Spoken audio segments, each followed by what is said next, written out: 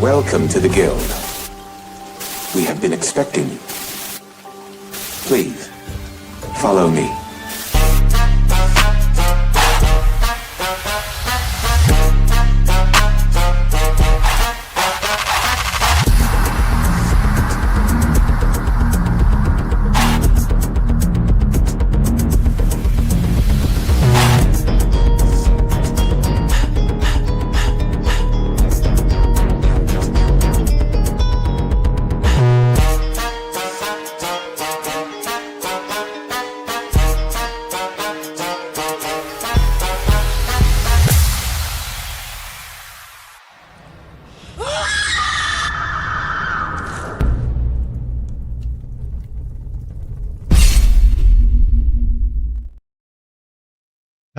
Hello, and welcome to our very latest episode of Night Quest with Doodle and CMoney.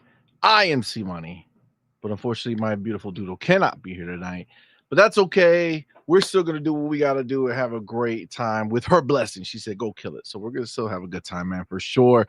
We should have the homie Pharaoh in the building soon. But that being said, 8 o'clock the show starts. I'm here. You see that? I don't want to hear no shit about no time. I am here. That being said, guys, thank y'all so much for being here live in the building, rocking out with us, man. Appreciate you. We're gonna have a fun show tonight, man. We have a lot of good stuff, a lot of funny, interesting stuff with the there's been like this roller coaster. If you're not on social media, you might not have seen it, but there's been this roller coaster of emotions from the Ponies because people were out here posting pictures from 2023 talking about Xbox is getting taken out of like Target and Walmart and things of that nature. And the Ponies ran with it like T1000 style, you know, like they were just out. They were living life. Oh my God, blah, blah, blah, blah, blah. Because they're so desperate, right? They're so desperate for a little bit of a hint that Xbox is not going to be around or whatever sick desire they have, right? They're so desperate for the idea. But, you know, we always hear about, man, Xbox should say something. Well, shit was said, okay? Shit was said. Stores came out to talk about it. I feel like Ponies are in like a perpetual stage of SmackDown. You know, like they come out and they say something and they get slapped up for doing it. It's just the way, right? It's just the way. We got some other information about Ghost of Yotei. Seems like it has officially flopped. I know there's some confusion because Christopher Dring has said something else, right? Until you read it, you read his headline, you think one thing, then you read the article. Hilarious. You can't make this shit up. We're definitely going to talk about it, yo. That shit is going to be so funny. We also have some information. I don't know if anybody's really been talking about it, but there's another Xbox showcase going on. And that's intriguing, man. It's like they don't want to stop. You know what I'm saying? They want to keep going to the very, very end of the year. So I'm excited about that. There's been some next gen Xbox talk more. Like we already went over here with like Hargeet and stuff talking about the different power levels, but more reports are coming out. I mean, it just seems like pretty solidified. The next Xbox is going to be a monster, similar to Xbox Series X and PlayStation 5, Xbox One X and PlayStation 4 Pro, right? Like this is just the way forward. Many years ago, back in 2017, I don't know, man, I forget his last name now. Albert some shit. He worked for Xbox. I completely forgot his name, but he was the one in charge of like hardware. And he at E3 2017, I got to speak with him, and I talked to him, and he told me that Xbox won't let the power narrative go again. So, and since then, I mean, everything that they've been putting out has always been the most powerful thing. Every time they release, they're the most powerful. the saga is going to continue, right? They're going to, be the most powerful box forevermore. So we're definitely going to talk about that. Also, this you can't make this shit up. I'm laughing because of how much shit like is going on. Ponies somehow Dave tried to take Battlefield 6 and pretend that it's like a first party Sony release, my dude. Like, they're out here chancing Battlefield 6 name as if it was theirs. You can't make it up. It's crazy. We're definitely going to be talking about it. And of course, we got some things on didn't make the cut. Another thing, actually, that is going to be another topic that we'll talk about briefly is the fact that Outer Worlds 2, we found out that they have like their huge support from Xbox Studios, and there's a lot of big benefits from other studios. So we'll talk about that as well. If you guys follow me on social media, you know that I have come out and already announced we are reviewing not one, not two, but 3 Xbox games. That's right. We have Keeper in the building, going live review on Friday. We have Ninja Gaiden 4 going live on the 20th. Yes, 20th. And then we have Outer Worlds 2, 23rd. I can tell you I already beat Ninja Gaiden 4, finished it. Can't say nothing, won't say nothing. But review will be live on the 20th. Working my way through Outer Worlds 2. That'll be on the 23rd. And Keeper as well, 17th. So busy times over here for sure. Shout out to Xbox for hooking us up. That being said, woo, look us here. It's our boy. I mean, I don't see him, so maybe he's just in rest mode, but we'll keep him here. I'm here. Can't be on camera. Yeah, I need like a couple more minutes, but yeah, I'm here. Yeah, no worries, man. No worries. But again, I don't know if you heard it, Farrell, but we got quite the show. It's going to be a good time, man. It's going to be a good time. A lot of great, exciting Xbox news if you're an Xbox fan, and a lot of fun things to make fun of Ponies about. What better thing can you have? Is phenomenal. I'm very excited about that. This is the week that they've been dreading. This is Oh yeah. And then the shit is that it doesn't end there, because then you got Call of Duty shortly after that, which is this is the beginning of the onslaught from this week till the time that news shuts down for the holiday season. Xbox is going to dominate the cycle for good reasons. Yeah, 100%. I could definitely vouch for that. So it's definitely going to be a good time. But before we do any of this, shout out to the homies live in the building right now, man. Appreciate y'all so very much. Of course, we got to shout out our homies who support us over on Patreon, on YouTube. You guys are the shit. Thank y'all. And obviously, we have our homies, the elite members we want to shout out. That's right. We got our boy, Big Boy Mike, Dark Angelic, and Queen Witch, and Coach Hoodicana. Appreciate y'all. And then we have our inner circle members. That's right. We got the homie Pragmatic Eagle and Hargeet Chani. Shout out to you guys. Thank you so much for the support. We do have to go ahead and shout out our September champions. That's right. Most top 3s for the month was our boy Dark Angelic. Most first super chats for the month was Dark Angelic, back to back. Biggest super chat was from our boy Quan the Terrible. Most biggest super chats was from our homie Simple Jack. And then the top 3 most gifted subs was our boy Ryuar Gaming, Be Nice, and then it was a 3-way tie between QBini Gaming, Jonas the Dad, and Fark You. Guys, thank y'all so very much. Appreciate y'all for the support, man. It does mean a lot to us and our relatively small channel, right? We do have ambitions to hopefully grow and do more. With that, we need more support, more members, more people coming to watch. That's the name of the game for us, man. So we do appreciate you guys for everything that you guys do.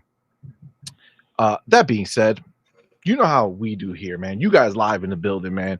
You guys are the shit. You guys are supporting us in such a major way, man. And we appreciate each and every one of y'all for going ahead and spending your time with us, man, and giving us a bit of your Tuesday night. So thank y'all so very much. You guys, very, very special to us. That being said, you guys can't all be the same level of special. No, it's impossible. It's impossible. Why? Why, CMoney? Why would you say such a thing? It's hurtful. Listen, you got to give credit where credit is due.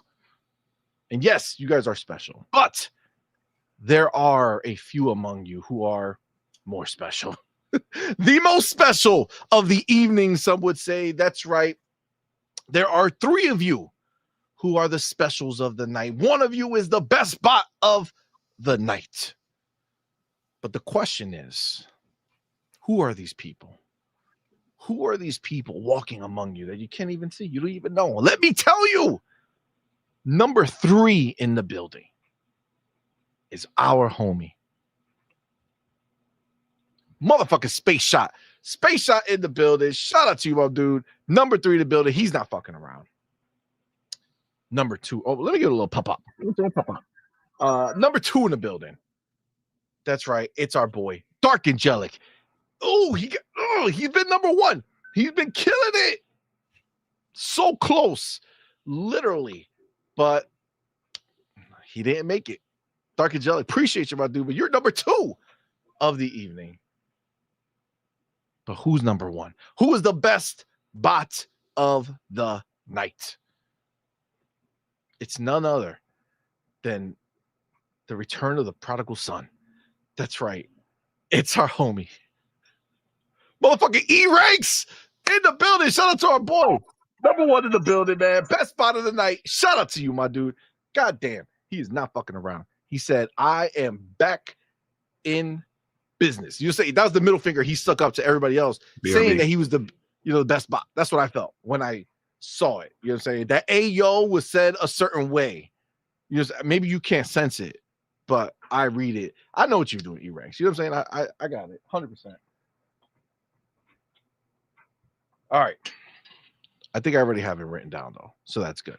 So that's money. Appreciate y'all. Thank y'all so very much, man. You guys are the shit. Now, we do have to go ahead and shout out our boy, Dark Angelic. First super chat of the night. He's saying I'm going to get one of these goddamn things. And that he did, man. Thank you for that $2 super chat. It says, F the ponies. Xbox is better. Yo, Xbox better indeed.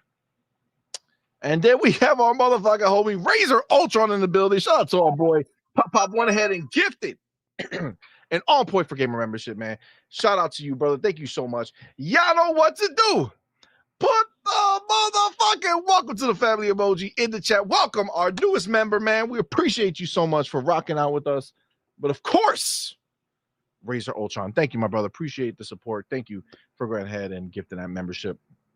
In the chat, you know what you got to do. Put that FB emoji in there. That's right. If you're a member, you got access to that FB emoji. Get it in there. Let them know. Let them know what you feel about them. All right. That's the way it is. All right. Who else we got in the building? Let's see. We got our brother Ryuar Gaming, who thought he was number 3, but he was not. You know what I'm saying? But appreciate you, my dude. Thank you, my brother. I see Mr. Kima in the building.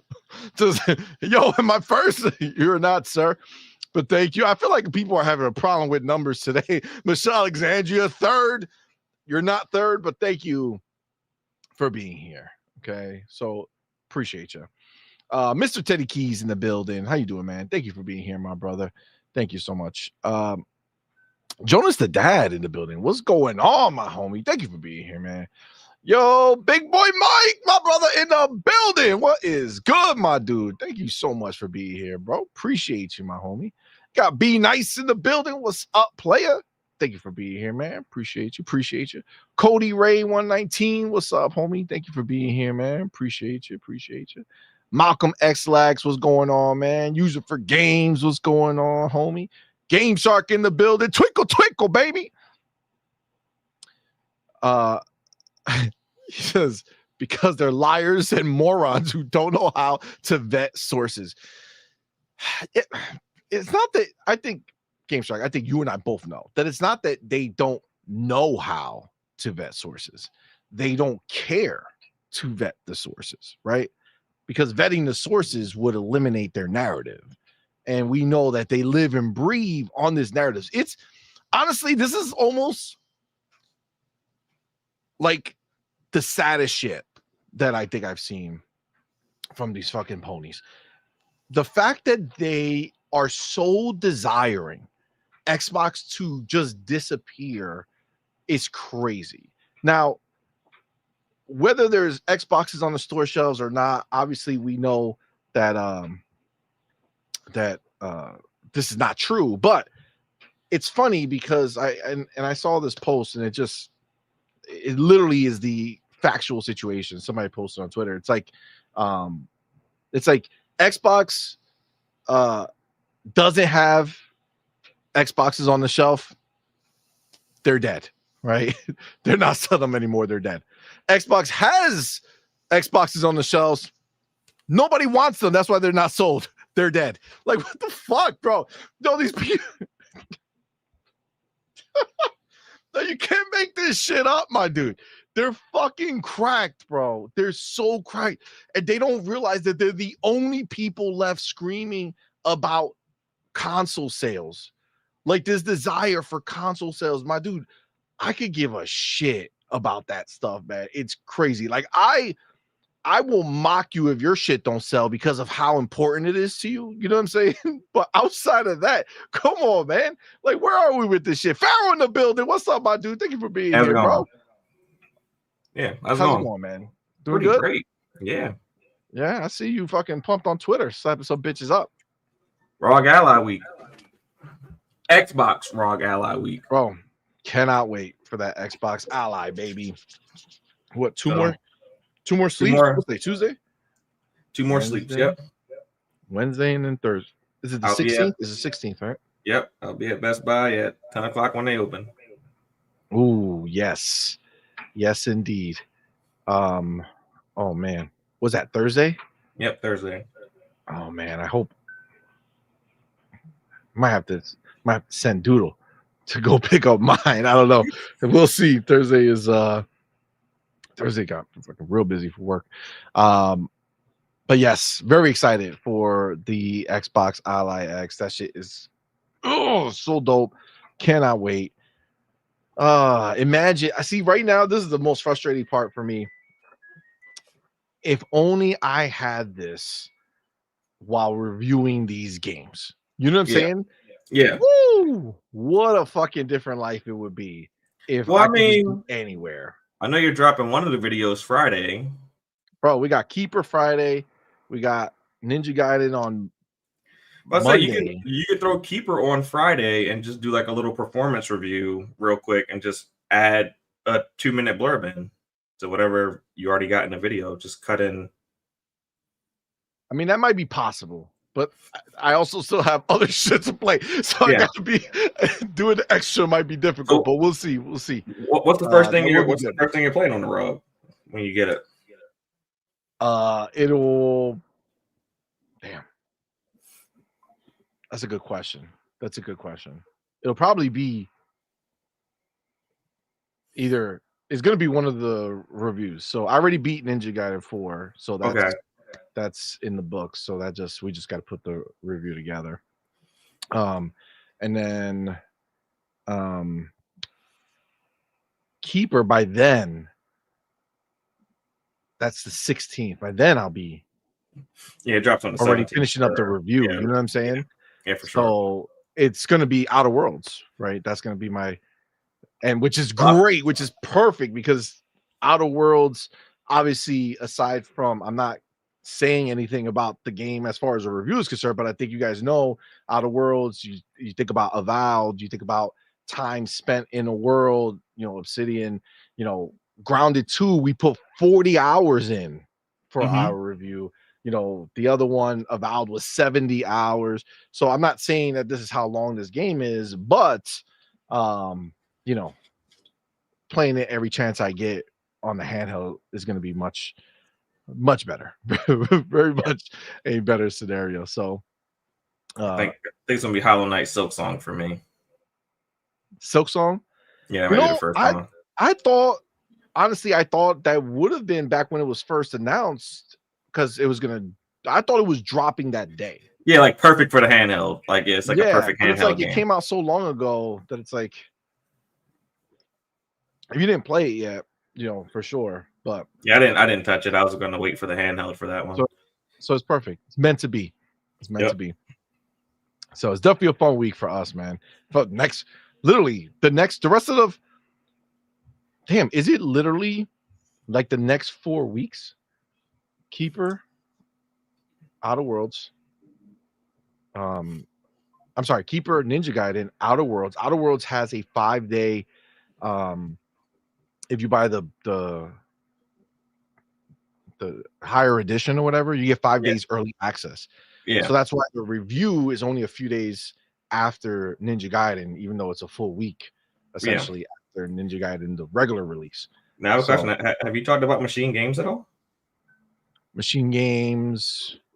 They've hinted that they might be dropping the question mark for the number 6 game. Yeah, we talked about it in the last show. Do you have any ideas of it? I have no idea. Yeah, see, me either, bro. Like, I don't know if it's just, I don't know what it could be. I mean, because I don't think it is. It might be a sequel to something. That's possible. I mean, wasn't there a Quake?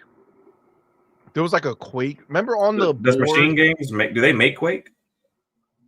But I don't know if they make Quake, but on the board, in the reveal of a different game or during the videos of one of a different game, maybe it might have been Indiana Jones. That's what I'm not remembering. It might be a Wolfenstein. Remember, there was a Quake on the whiteboard. Y'all remember that shit, right? Chat, help me out. I think on the whiteboard in one of the Machine Games videos, there was a thing that said Quake, and we all thought that meant that game was coming sooner rather than later. And who the fuck knows, man? It might be a Wolfenstein game. It's been a while since we've got a new one. Well, we all assumed that they were working on Wolfenstein before, getting the Indiana Jones game. So I don't know if they kind of went back to it, if they kept working on it, or what. We really don't know. Maybe they're doing like a remake or a remaster of something. Maybe they're remaking. Like, Wolfenstein might make sense because I mean that's like one of like their first games, and it's like celebrating the 15 years. So, but that would be like the return of Wolfenstein, like back, like the original Wolfenstein type shit. Like that'd be real old. Yeah, I mean, it would be crazy. But let me get the homie Starkey Love in the building, man. Thank you for being here, brother. Thank you for that $5 super chat. Biggest super chat tonight. I'll go ahead and update the banner. Says, sucks for flop of Yotei. Sony as a publisher is on life support. Expect to see more ports to Xbox. It's where gaming is going. Ponies embrace it. Listen, Starkey, you have never been more right, man. Right now, there's no way, like, there's no if, and, or buts about this shit, bro. Like, no matter how, I know you want to cap for, not you, like Ponies, they want to cap for Ghost of Yotei. They want to get pumped because Christopher Drink said some shit. Don't worry, we're gonna dissect the shit out of that, and y'all gonna not be your smile, your clown smile now is gonna turn to a frown once you actually read what he wrote. But point is that they can only do this as a first party publisher for so long. Now, mind you, this particular game, they scaled it down, right? Like we told you they would, right? When Hiroki Totoki took over, we told y'all, be ready. They're gonna scale this shit down. It's not going to be untouched. The money that he wants to make is gonna come from cutting corners and taking away, not adding or doing anything grander or more. He's going to cut corners and take away. Graphics on Ghost of Yotei. Listen, I know that if you pause and stand and look into the distant sunset or whatever the fuck, it's going to look pretty and beautiful. Sure. Great. I understand that. But as far as PlayStation first party compared to fucking PlayStation 4, as someone who's not a PlayStation person, I own PlayStation 4 very specifically. First party games that they offer that I had interest in, Last of Us was that game. And then, anything else is kind of like all right, we'll see what it is. And PlayStation 4 generation, I was fine. I had 4 games that I bought that I was fine with. One, Final Fantasy was a waste of my life, but like Last of Us, right? Part 2 was amazing for me, right? Ghost of Tsushima, I bought it when it came out, but it took me 4 years to beat it, right? But it was fine. Ultimately, at the end, my outlook on that game was good. God of War, the 2018 was. I really enjoyed it, even though there was a segment of time that just went on forever that I hated. But it was still fine that I got through it, right? So like those things were fine, right? But this generation, PlayStation 5, when I looked at all those games and what they did with PlayStation 4, I said, oh my God, I gotta have a PlayStation 5 to play these games because they're going to take it to the next level and I'm going to love it. Next gen is going to be crazy. This is all pre-consoles coming out, right? This is Xbox, PlayStation releasing around the same time. I'm like, fuck it. I gotta get them both. I gotta make sure I have them. And the PlayStation has been a waste of life, right? Every single game they drop, I don't care if they're good games or fun games. I don't care. Understand, I have my own expectations and my own desires. And for PlayStation, I'm not a PlayStation dude. So for me to spend the money on PlayStation is because I have expectations of something they're going to do. And they haven't done it at all. Zero. Nothing they've done. Zero games that they've done this generation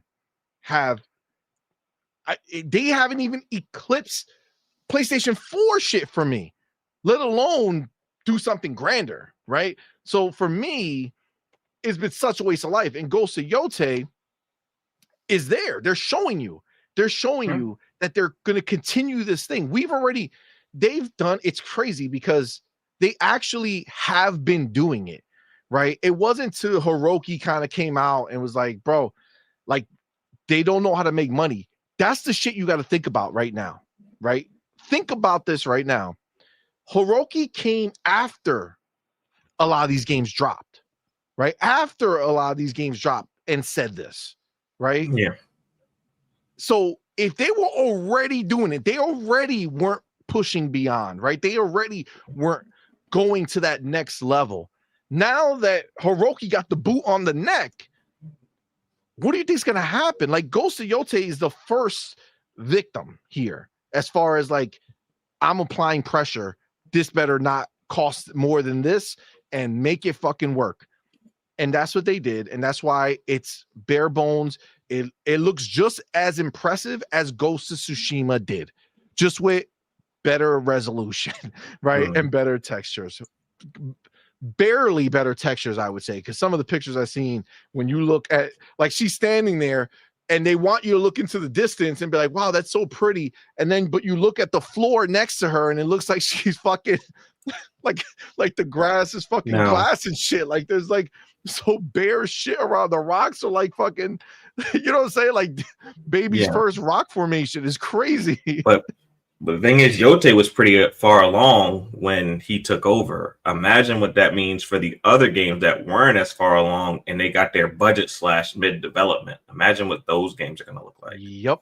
That's the part that should be scary for these dudes. I mean, at this point, I've already accepted defeat for my PlayStation 5, right? Like, I don't expect to have anything. Maybe Wolverine, right? And again, to be clear, this is like, what's that syndrome where like they capture you and you like Stockholm syndrome, right? Where you like fall for your captor, right? Like that's what it is, right? Yeah. Okay. So I'm not saying I'm falling for my captor, but after seeing so many games that look like trash, Wolverine that doesn't look any better than those games, it just looks different. Like it's not, meaning like it's not the same environments and the same bullshit as these other games that they just repeated. God of War, Spider-Man, Ghost, all these games literally just repeats.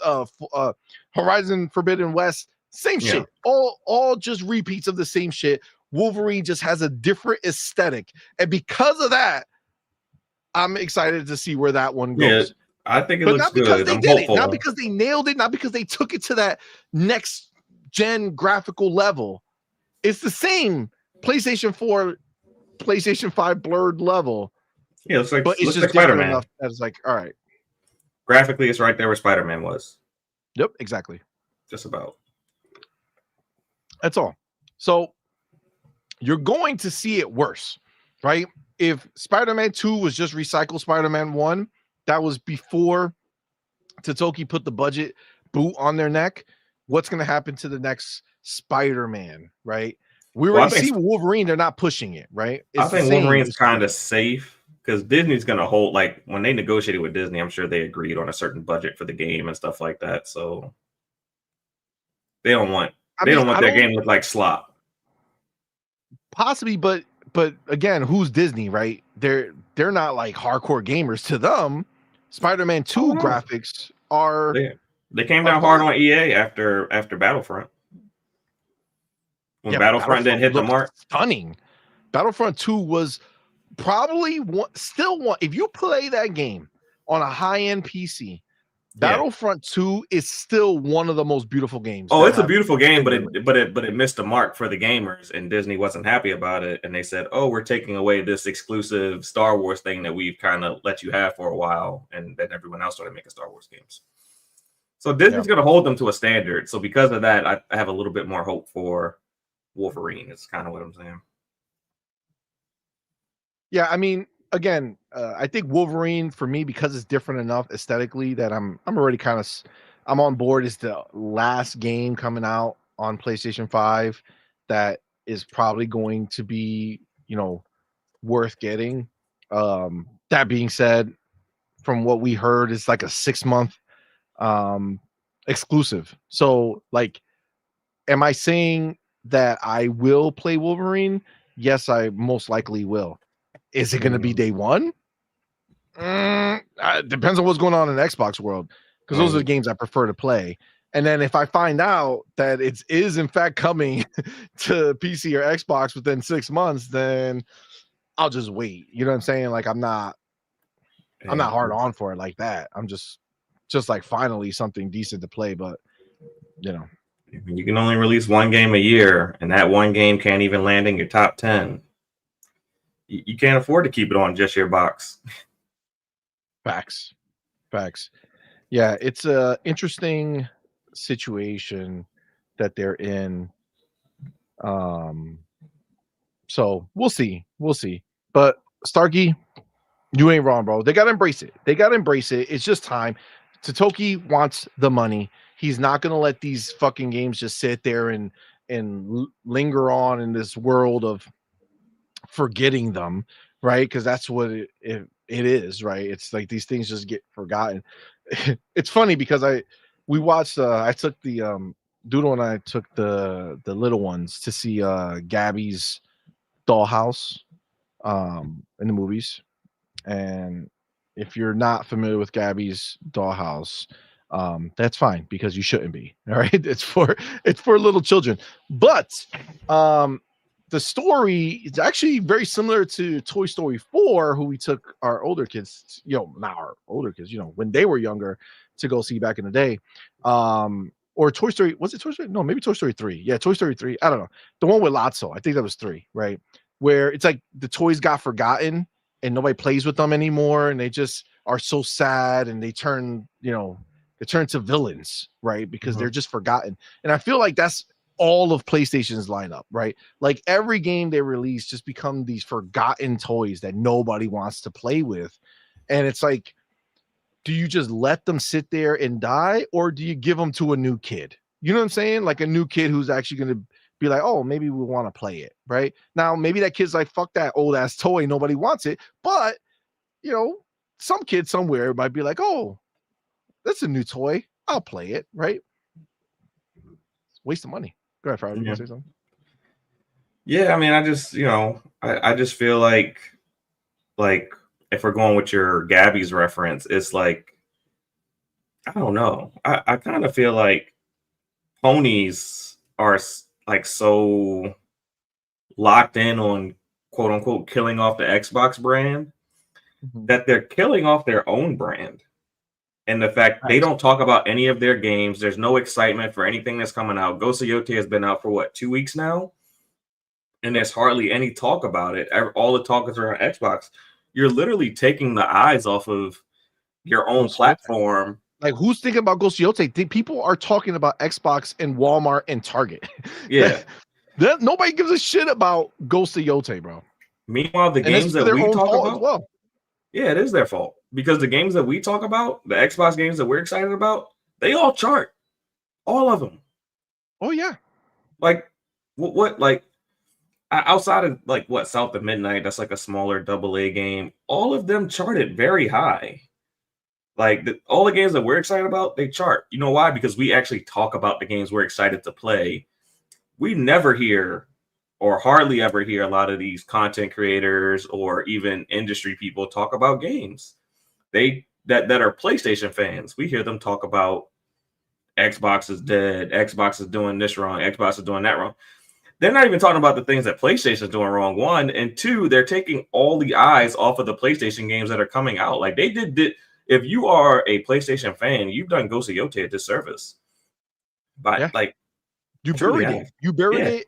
You buried something that was already in the ground. So Ghost of Yotei was already 6 feet deep, but there was no dirt on it. You know what I'm saying? It was just laying there, getting ready to be buried. But they didn't realize or expect the Ponies to be the one to go ahead and just throw that dirt on one at a time. And this is the crazy shit too, because it's funny you talked about us, when we play the games, they chart, when we talk about them, they chart or whatever, right? The funny shit is I don't know how, well, I mean, I guess we do know how dumb the Ponies are, but isn't it funny that our conversation with the Ponies when Xbox games go over there is, oh shit, look at how thirsty y'all are that you don't even buy your own games, but y'all out there buying the shit out of Xbox games, right? We always talk about it, right? Like Xbox is feeding y'all. Look at y'all. Oh my God. Oh, delicious. Forza Horizon, best thing ever. Even Pony fucking Digital Foundry. They don't stop using Forza anytime they talk about PlayStation. They talk about PlayStation, they're using Forza footage. Forza Horizon footage. They don't even use Gran Turismo footage. They use Forza Horizon footage, right? So that's how we talk about it. Meanwhile, you turn it around the other way, and these Ponies are looking at Xbox people saying, ha ha, Helldivers 2 didn't chart. It wasn't good enough. It's like a motherfucker. I've had this like the point is that we don't care enough. Like I bought it, but most of the Xbox fans didn't care enough to buy your game. That means that it's not a good situation for you, clown. People aren't buying on PlayStation and they're not buying it on Xbox. That's a L for you and your dreams and desires for PlayStation to be superior. I've been saying this for months. I said the moment that the greatest fear that PlayStation has is the moment that they start putting their games over on Xbox and they don't chart. That's going to be their number one fear, because I think a lot of their games won't chart outside of Spider-Man and maybe like God of War. Last of Us, I don't think it'll chart on Xbox just because you got the TV show and everything. Like everyone's seen enough of Last of Us that I don't think people are going to be, jumping out the window to play it. I mean, I will buy it, and you're an ultra fan of it because I'm an ultra fan. But yes, I agree with that's kind of like me and Final Fantasy. More people talking shit about that. All it's gonna do is make it worse for The Last of Us, because it's gonna dig up all the negative shit that was talked about it when it first came out.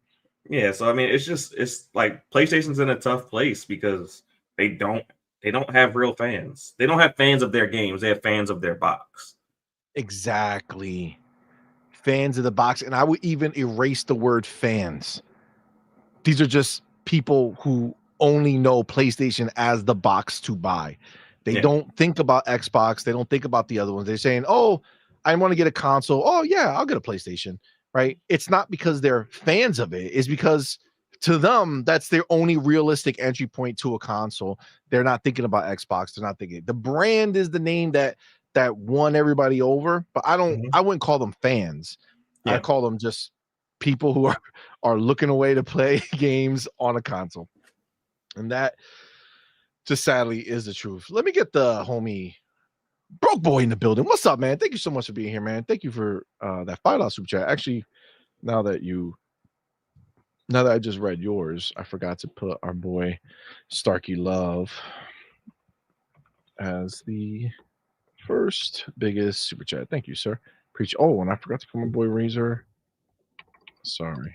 Razor Ultron. That one gifted. Thank you, sir. All right. Updated. We're good. Broke Boy says, saw the article saying that Yotei is the best-selling first-party game since Spider-Man 2 in Europe. Honestly, what competition did it have? Astrobot? So this is the thing. Since Spider-Man 2. It's the stupidest fucking thing ever known to mankind. And You said you read it, but I don't know if you read it, because if you read the description of what it fucking actually, the qualifications for it are crazy. So we're gonna talk about it for sure. That we're not missing that topic, because that's gonna be a fun one. But yes, you are correct, sir. Crazy town. I do see. Wait, hold on. Where am I? Did I say be nice? I think I said be nice. Be nice in the building. Cool Breeze, what's up, man? Thank you for being here. Outward Lyric, what's going on, man? Stanky G in the building. What's up, man? RC Polygon, what's going on, playa? Amit Kumar in the building. What's up, man? Tigon, what's going on? Jean-Marc Luis in the motherfucking building. What's up, fam? Thank you for being here, bro. All right. Listen, we're gonna. If I didn't say what's up to you, I apologize.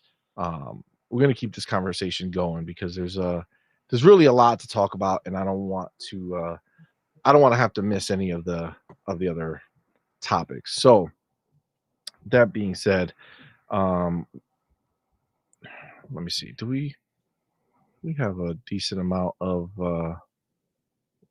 didn't make the cut, right? Let me just check real fast.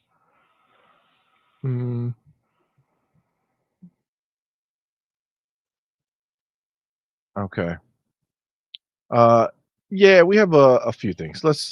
We're gonna do didn't make the cut. Let me go ahead and jump in that. If you don't know what didn't make the cut is, very simple. We have some topics already for the show, right? We're gonna be talking about, Xbox firing back at these ponies for all this Walmart and Target talk. We're definitely gonna hit that. Ghost of Yotei officially flopping. Ponies believe in Battlefield 6's first party. Xbox having another showcase, Outer Worlds 2 with the support, and next Xbox is going to be a monster, right? We're going to talk about all that stuff. But there are things that are also happening that we don't have as a main topic that we'll be able to kind of hit and talk about before we get to the main show. So didn't make the cut is that segment, and I'm going to take that chapter now. Okay. All right. So first up, it's official. It's been coming out. We've already seen that Microsoft has started tagging games with its Xbox handheld compatibility program. Handheld optimized games will get a green indicator that they're good to go, while mostly compatible titles will be marked with a blue label, and note that some settings may need to be tweaked. Let me tell you real quick. If you just heard what I just said, okay? Listen what I just said, right? I'm going to repeat it for you. Mostly compatible titles will be marked with a blue label and a note that says some settings may need to be tweaked. What color did they use for downgrade and having to lower your expectations? Blue, baby. Xbox don't fuck around. Xbox said, yeah, we're going to make the negative one pony blue. That's the way we're going to cut it. That's the way we're going to make it happen. Of course they would. They're not fucking around. But yeah, obviously, we do know, unless you just popped in, if you go ahead and remember that on the 16th, we are getting the handheld. Yes, that's right. The Xbox Ally X and the Xbox Ally dropping in a couple days. So the fact that we already starting to see these handheld compatibility lists are great. Excited that that's going to be the norm going forward. So you can kind of decide what games are going to be your handheld games. Like what games are games that you're okay rocking on the go versus games that you're like, nah, I got to be home to play it, right? So that I'm always appreciative of that, and I think that's a great idea to do, right? Copying the Steam Deck Verified, but they need like a catchy name to it, right? Like Steam Deck Verified is like, it's catchy. It has a easy to understand. Just be The whole Xbox idea verified. of like, yeah, something like that. But they're just handheld optimized. That's not sexy. I know why they're saying handheld optimized, because they're they're not limiting it to just the Xbox Ally X or the Xbox Ally, right? They're having it where it's all the handhelds that are out there that are running, the new Xbox, UI experience, are going to be, part of that, right? It says your game passes all Xbox handheld compatibility checks, right? So that's why they're doing it, just to make it a bigger thing. Real quick, let me run through what makes it handheld optimized. Okay. So it says will perform great on your device. Comparing this game's performance on devices similar to yours, we expect this game to run at excellent frame rates. Okay, so assuming 60 FPS, right? Then handheld optimized as well says your game passes all Xbox handheld compatibility checks. No configuration work is required for users to access all game functionality. Game functionality works correctly using the default controller configuration. The game consistently shows Xbox or handheld specific controller icons. Key text and UI elements are legible on the device by default. The game's default configuration supports resolution supported by the device. And for text input, the game provides an on-screen keyboard or a controller-friendly custom text entry method, which is good, right? That's what we want. We want it to be as easy as possible to go ahead and actually, take advantage of your handheld, right? So that's a beautiful thing. What is it? Hold on. I just saw Tegan says, wow, I just popped into the Portal Rock Live, and the very first chat I see is someone talking ish about On Point. Oh, I love that. Cross marketing. It's beautiful. Yes, keep doing it. I love it. Oh, Portal Rock's a fan. It's good. Good for you, man. Or his viewers are fans. Wow. Well, no, I mean he's talked about us on his show too. So he's we don't go find his YouTube channel. You know what I'm saying? We'll rock him. We'll rock his shit on Twitter. You know what I'm saying? He says some dumb shit. We'll go put it out. But I don't look at his. You don't ever see a headline that says "Let's watch Porter Rock's channel," but he's watched our channel in front of all his peoples. So go ahead and hit that like button. Appreciate you being a fan, man. Appreciate you being a fan. Good on you. Hit that like button. It's because he's Puerto Rican. You know what I'm saying? That's why he's a fan. Yeah, we gotta stick together. No matter how blue his veins are, he's like, God damn, it's fucking Puerto Ricans over there. I gotta represent, Oh man, that's funny. Our Lyric handles it. Says bro's mad because they not like us. They not like us. Nope. Oh, Pragmatic Eagle. I see you, homie. What's up, fam? All right. Next up on Didn't Make the Cut. Sucker Punch will remain a single project studio after Ghost of Yotei, says co-founder Brian Fleming. And this is the wild shit, because I could tell you right now, that's damning. That's not good news. If this happens, wait to the next sentence, my dude. If this happens, oh my God. He says whether it's continuing Ghost, right, which you would assume, but he also adds, or going back to Sly, like Sly Cooper. Mm-hmm. They're going back to Sly. They're going back to Sly. Their cartoon game. Yo, they really think if PlayStation says your one game that you're making, Sucker Punch, is Sly Cooper. So for the next 3 or 4 years, they're gonna be making a Sly Cooper game. Yeah, they're going back to Sly. Oh my God. Because Cell Shade is so much cheaper graphically. That's 100%. They're going back to Sly. They have to. They have to. We can't ignore the elephant in the room. And the elephant in the room is that PlayStation has been bleeding Sony a lot of money from the first party side. You could talk about all the third party revenue they make, all the MTX they make, but they're looking at first party, and damn near every studio is in the red. So, think about how much Naughty Dog technically is in the red, because they take a decade to release a game every single time. So you have to wait 10 years to receive a return on investment. So that's 10 years in the red on the hopes that you release a mega hit.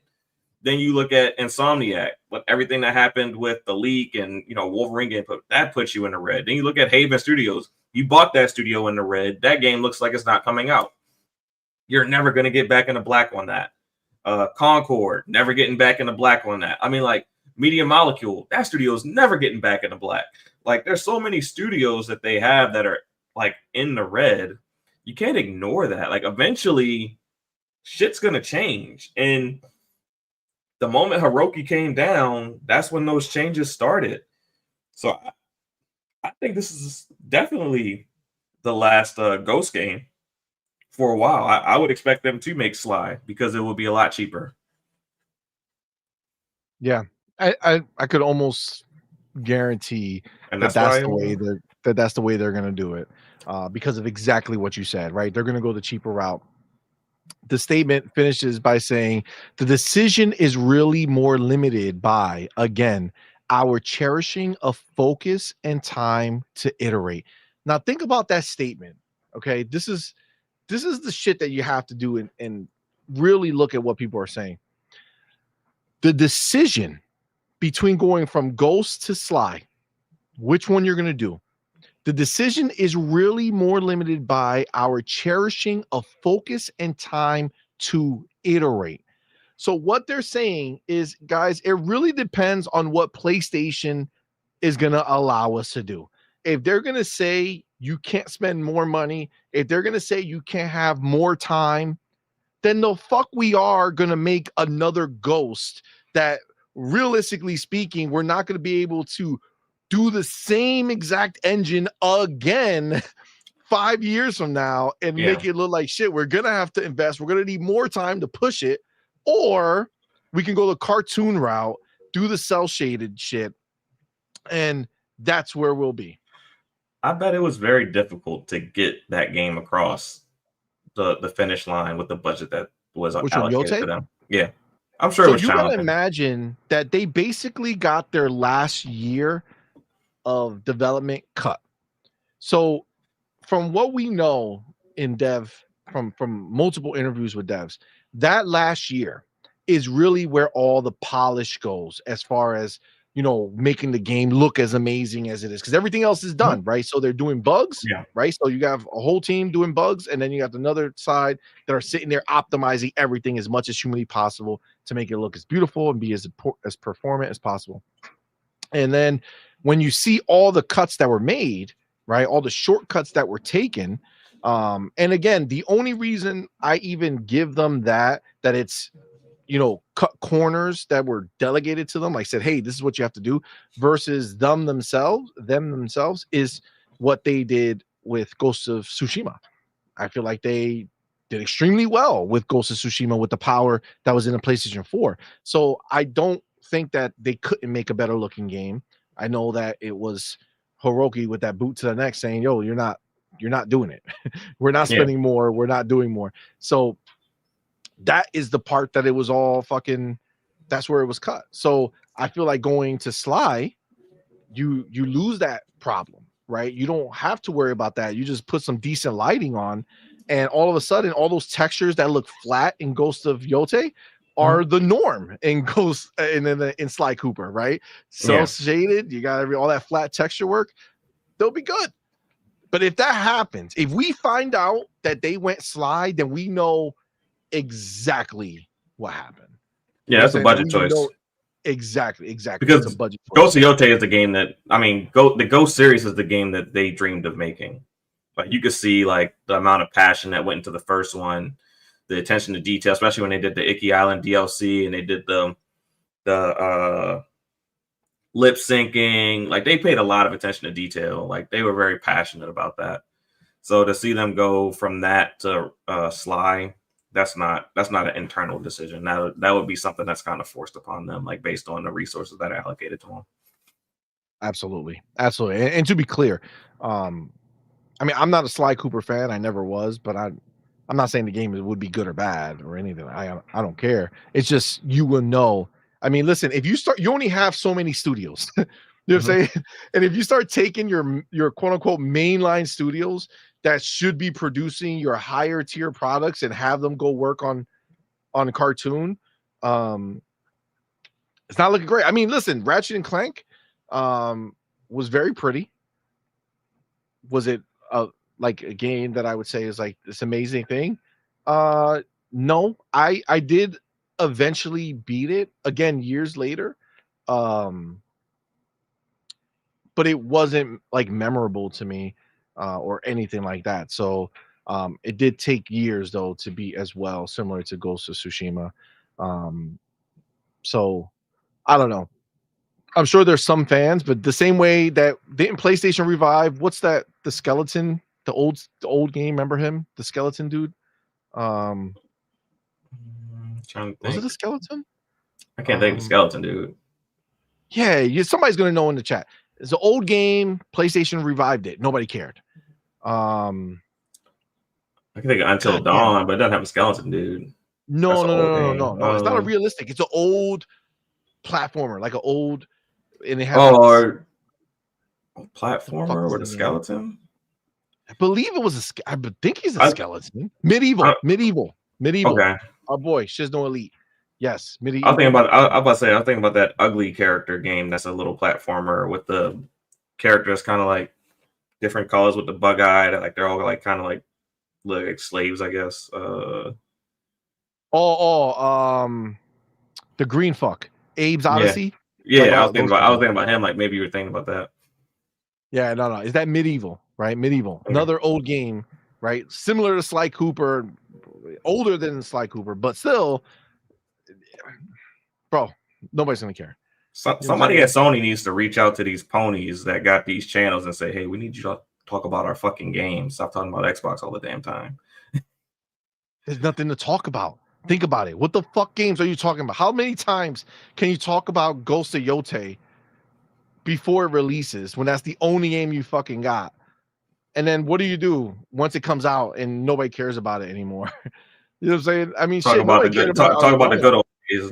Do a show about the good old days of PlayStation. I don't know. Nobody's at Oddworld. That's the name. Oddworld. Yeah. Yep. Yeah. They probably might have said, why would they talk about games? They aren't gamers. Oh shit. Talk about God of War. Talk about Kratos and Fortnite or some shit. I don't know, but talk about y'all shit, bro. There's nothing to talk about, my dude. That's why they're all so disheveled. Well, I think about Xbox channels when we were only at 5 studios before Phil started going on the spending spree. We talked about Xbox. We didn't spend our time talking about even when PlayStation had more games than Xbox. We found a way to talk about Xbox every week. That was what we cared about. We didn't. They need to figure it out. I don't know. I don't know what to tell you. Fucking true, man. So we're gonna watch this. We're gonna see what happens next. Clearly, Ghost of Yotei is not a performant franchise right now, and I gotta tell you, this is important to understand, and this is going across all their IP. Every single one of their IP, every single one that they released a follow-up to has done worse than the original, right?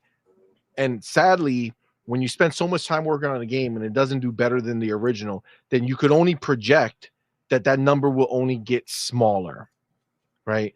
The number will only get smaller if you make another one. And if that number is going to be smaller, that means you have to make your budget smaller, right? Because there's less that's going to be recouped or less chance to recoup it, right? So that's something to keep an eye on, man. We'll see if you hear that they're making Sly. Not a good look. I do want to talk for a brief second, and this is not something that will, I don't know, maybe won't bother most people, but it's real wild that they did this. I don't know if you saw, but motherfucking Giant Bomb, Jeff Grubb and his fucking crew, they went ahead and essentially did a keeper review that's embargoed to Friday. This is like Giant Bomb's a big site, right? Yeah. Or like at least a main site, like a popular site. People know about it. Jeff Grubb's been doing this a long time. why would they break embargo? What would, like, I don't understand this shit. It makes no sense to me that these people will come out here and just go ahead and essentially just review the game on their show casually, like it's nothing. Hey. Don't understand it, but kind of fucks over the little people, right? For no reason, when you could just release your shit at the normal time. Yeah, follow the rules, man. Follow the rules, please. Appreciate it. Yeah, really simple, man. The shit is like spelled out for you. I don't know. Did you see Digital Foundry on Twitter? The post has been going around with how they do their thumbnail when they're talking PlayStation versus when they talking Xbox.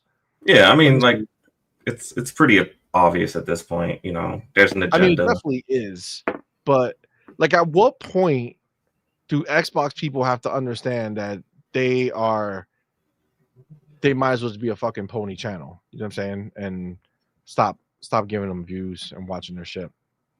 Look at this shit right here. Okay, you see this shit? We need to get 3 nerds together and make them do their own Xbox version of Digital Foundry, and we can follow them. Seriously. So if y'all are listening to this, 3 nerds, come together. Be the technical people for us. We need you. Yes. Do the right thing. Not saying you got to be a dweeb to be a nerd. You just know shit, you know. Yeah. Just be knowledgeable on how to fucking do this shit, and let's take these fuckers down, because it's fucking ridiculous, bro. It's so annoying. Like, dude, I've been really down on Digital Foundry for a while now, right? Like, they've been literally doing this shit for a long time. But then when you see this, it becomes so apparent. Like, it's so crazy that PlayStation 6 tech reveal smiles across the board. Xbox next gen reconfirmed. Death in their eyes. Like, what the fuck is wrong with you, bro? Well, because this is the face of them seeing that PlayStation can't survive if another Xbox comes out and really hits the mark on all the things that they're talking about. That's the face of fear. And I think for them, if they go ahead and start doing these side-by-sides correctly, where they show Xbox games, then their pony fan base is going to be annoyed with them and not show up, because we know that there's nothing, like, they're not even on the same level, right? Like, Xbox crushes shit when they make games. PlayStation is not. You notice that, I don't know if you guys remember, but Ghost of Yotei, they did one video on it before it came out, which was the original reveal, and they ripped it, right? Alex Battaglia. First of all, I haven't seen Alex in mad long. I don't know if they fucking put this dude in the closet. He's not allowed to talk when they have PlayStation stuff going on, because he's a PC guy, and he probably laughs at everything they say when they talk about PlayStation. But he ripped it, right? Ripped it. And then the only other time you saw something when it was the other dude doing the review on Ghost of Yotei after the fact. And he glazed it so hard to the point where it's like, how can the two scenarios be from the same channel? Like, watch the first time they talk about Ghost of Yotei with Alex Battaglia, then watch the second time with this other dude, and then watch the footage and compare that it's the same shit, right? Nothing has changed from one to the next, but the Glazer came on stage and went ahead and did it. But I remember watching them when they were a little more balanced, when they were like the 1X time, right? Like when 1X was out, they actually were excited that the 1X was doing big, 4K and doing all that shit, and they were fucking slapping up PlayStation for Red Dead Redemption 2 and all this shit. I thought they did a pretty fair hardware review of the Xbox Series X. I watched that review. It seemed pretty fair when they did that review. Like, there are some things about them that I think are fair, but they still had their leaning opinions of what brand they prefer. But they do have some things they do that are non-biased. I'll give them that. Yeah, I mean, it's just the reality of what it is, right? And it's so annoying because I am, as you all know, a graphics whore, right? I love Yeah. beautiful graphics. I want gaming to continue until they reach the point where I can't tell the difference between real and not real. And then from there, that's what I want them to go even further and then take me everywhere. So get me to that point and then add the fantastical on there, that I can never imagine seeing, right? But I want that push. Keep going, don't stop, Yeah. right? So I used to fuck with Digital Foundry. I used to, every time their video went live, I would watch it. I want to see what they thought. What's going on in the game? Oh my God, this looks good. Oh, this is like shit. I was in it. But then all of a sudden, I slowly just kept watching where all of a sudden they wouldn't even show the fucking Xbox version, even though the Xbox version was better. Like, by definition, the Xbox version, the only time they would show the Xbox version is if the game wasn't optimized and the PlayStation version had better frame rate. So they would show it and then glaze it when they knew that by definition, the power of the Xbox could not be denied. It just wasn't deniable. Yet they still just catered everything towards PlayStation. And I guess that's when they got desperate, right? And now they're even more desperate because they're independent, right? So now they're like, oh man, we gotta fucking glaze up that PlayStation. They're paying for our site, and they're paying for our everything we have, right? So that is a wild situation. And I see Vince C says majority of Digital Foundry viewers are ponies, and that's crazy because at a time, like PC players were the ones who were the most that were watching it, and they would go in, write, these fucking comments and shit that they would read on there, and they were all fucking really into graphics and talk about all these little fucking things that were so dope. And it's like they just stopped. They gave it all up. They sold their soul, some would say, to the Blue Devil. But look, it is what it is. I saw this and it's just so like what is wrong with you? Like cut the shit. Get like, do you not want us to fucking watch your shit? Like, is that what it is? If all the Xbox people just said, fuck it, we're out, that's good. I don't know. We'll see. Let me see what else. Anything else before we go? There was I don't know if you saw this. Steven Totillo put out a post that was regarding AAA game prices that people would tolerate, right? Yeah. And says top selling game in US in August per Circana was NBA 2K26, right? And the chart is ranked by dollars. Now, this is the thing to keep in mind. And this is the part that many people might not have known, so they wouldn't have thought anything of it. But this is a really important thing that is pointed out. NBA 2K26 was the number one game, right? Mm-hmm. But at that time, the only people who had NBA 2K, the only people who caused this game to chart were the people who bought the $100 and $150 editions. The regular game, the regular SKU was not out by the time August 30th came around. It came out after the fact. Yeah, so this was the early access period. Yeah, but people don't understand the dynamics of 2K26 when I'm speaking generally. In that you almost, if you're gonna if that's your game, you almost have to buy the $100 edition or the $150 edition because you need the VC. And the VC and buying the VC via pre-order is a lot cheaper than buying it once you buy the game. You'd have to wait for like a VC sale.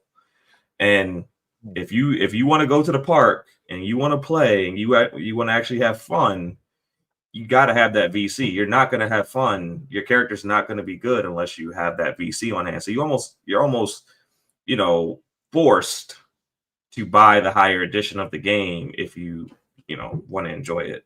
That's why I stopped playing the game, because it's retarded. Yeah, it became a thing where if you didn't buy the VC, you're never going to play those people, right? Yeah, you're not going to have fun at all.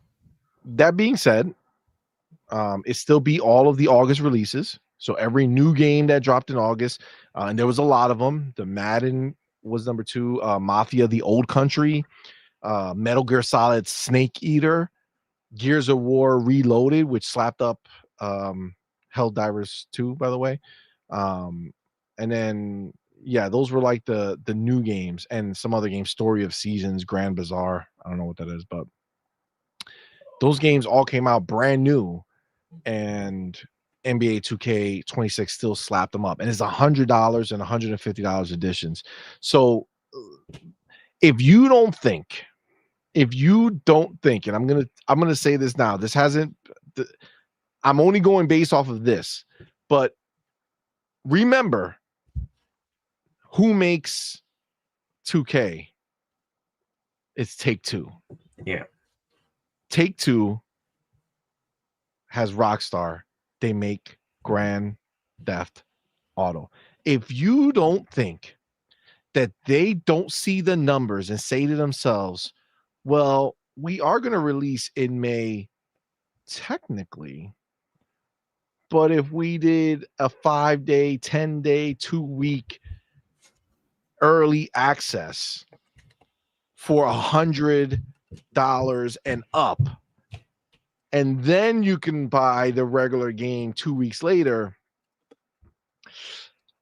I don't know. I feel like seeing this spells it out pretty clearly that if they wanted to, they can 100% put Grand Theft Auto 6 behind a 2-week, 1 week, a month early access with a bigger and more expensive edition of the game. So I don't know. I would be a little, nervous that they're going to try to do something crazy. But it is the reality. It is the reality, and it does make you look at it and say, God, like at the end of the day, people still pay, man. People still pay. So, all right. And as far as that's concerned, I think, hold on. I think that's pretty much it for Didn't Make the Cut. I think we're going to go ahead and move on to onto the main show. Let me just make sure I have everything here.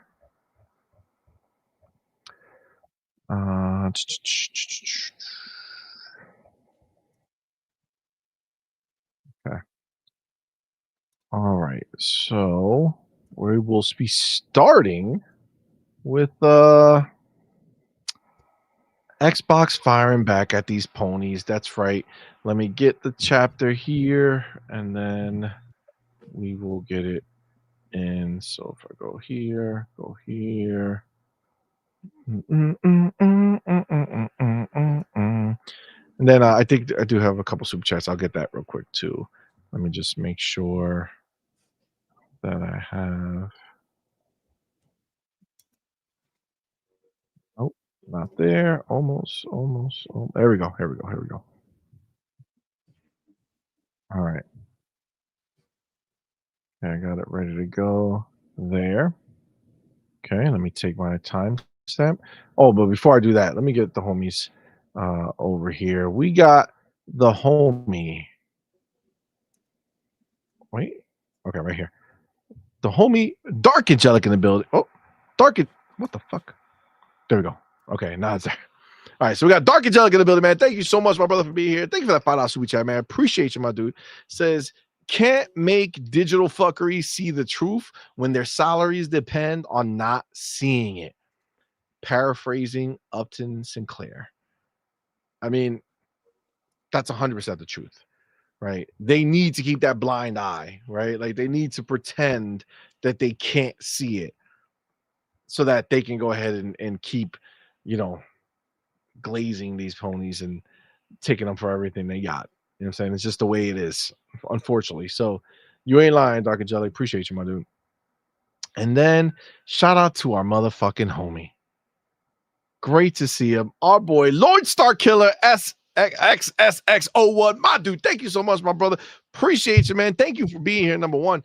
But thank you. He went ahead and gifted 20 On Point for Gamer memberships, man. Let me get you a little pop. You know what I'm saying? Gotta get you that top, man. Appreciate you, my dude. Y'all know what to do. Put the motherfucking welcome to the family emoji in the chat. Welcome our newest member, man. We appreciate each and every one of y'all for rocking out with us. We thank y'all all. We appreciate y'all. And of course, our boy Lord Starkiller. Appreciate you, my dude. Very, very kind of you. Go ahead and put those emojis in the chat for our boy, that FB emoji. Get our boy Lord Starkiller in there. Let him know what's going on. Hit him with a little 1-1. Thank you, man. Appreciate you, brother. Thank you so much, man. Very kind of you. All right. Now, it is time. We are going to take our chapter. We're going to dive in to chapter 1. It's going down.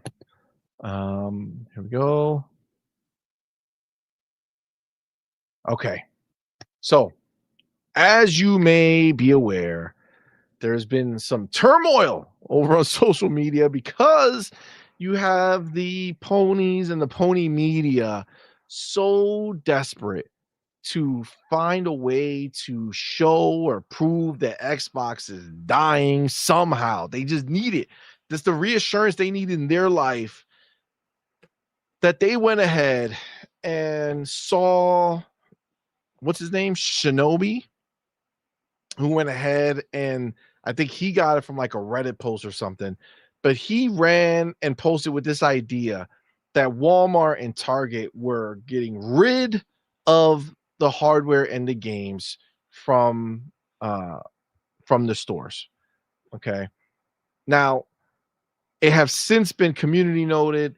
If you look at it, they're advertising Halo Infinite, which was released in 2021, and then you saw the sports game that was there on sale was the 2023 version of the sports game, whatever game it was. I forget what it was, maybe NBA 2K23 or something like that, but it was the 23 version, not the other one. So now this year, what game dropped? Was it NBA 2K25? 26. Is it 26? I don't keep up anymore. Maybe 26. So it might be 26, maybe 25. 100% we don't know, but that tells you that it's either Yeah, it's 26. 26. So it's always a year ahead. So it's a year ahead, right? So that 2023 game can designate that was actually a picture from 2022, right? Which would make sense because Halo Infinite released at the end of 2021. So it would still in the cycle of promotion in 2022. So they took that photo and started running with this idea that things are coming off, right? And we have a bunch of the community who went out there and visited their local Walmarts and their local Targets and posted videos online saying, look at these dumbass ponies saying that this is gone, that is not here. And then boom, they show footage of Xboxes and, you know, games, you know, physical games still at these stores. So they went ahead to do the groundwork themselves, right? The community said, fuck it, we're going to go ahead and prove this shit wrong. And they did, right? But we do have official word. That's right. Xbox did not stay quiet with this one. Frankly, they're getting sick of it, right? So Jez over Mike Hogland from Windows Central with contributions from Jez Corden went ahead and put this post up, or not this post, but wrote this article. It says, no, Target and Walmart are not removing Xbox products from their stores as Xbox misinformation reaches new levels. Then says something that's very true, man. One thing after another, Microsoft is forced to respond time and time again in ongoing rumors that it's leaving the hardware space. I mean, these motherfuckers have literally posted or announced that they're making new hardware. They're releasing new hardware in 2 days. This week, yeah. 2 days, but they still got these motherfuckers running out here telling everybody that they're out the hardware game. And again, like I had to drop some facts on people, and it's crazy that people want to take this and not just see the truth for what it is. Microsoft still makes Surface laptops. Okay. They still make Surface laptops. Why? They make money from every single laptop manufacturer and desktop manufacturer out there. Why would they make their own laptop? And considering the fact that out of all the laptops that are sold, they only have 1.5% of the market. Okay. 1.5% of the market are Surface laptops. And they still make them year after year. Okay. Yeah. Xbox has over 23% of the market. Over 23% of the market. And they think that Microsoft is just going to pack it up and walk away from the millions of people who will buy an Xbox no matter what, because they don't like PlayStation or they don't want or don't like Switch. So it's just so stupid.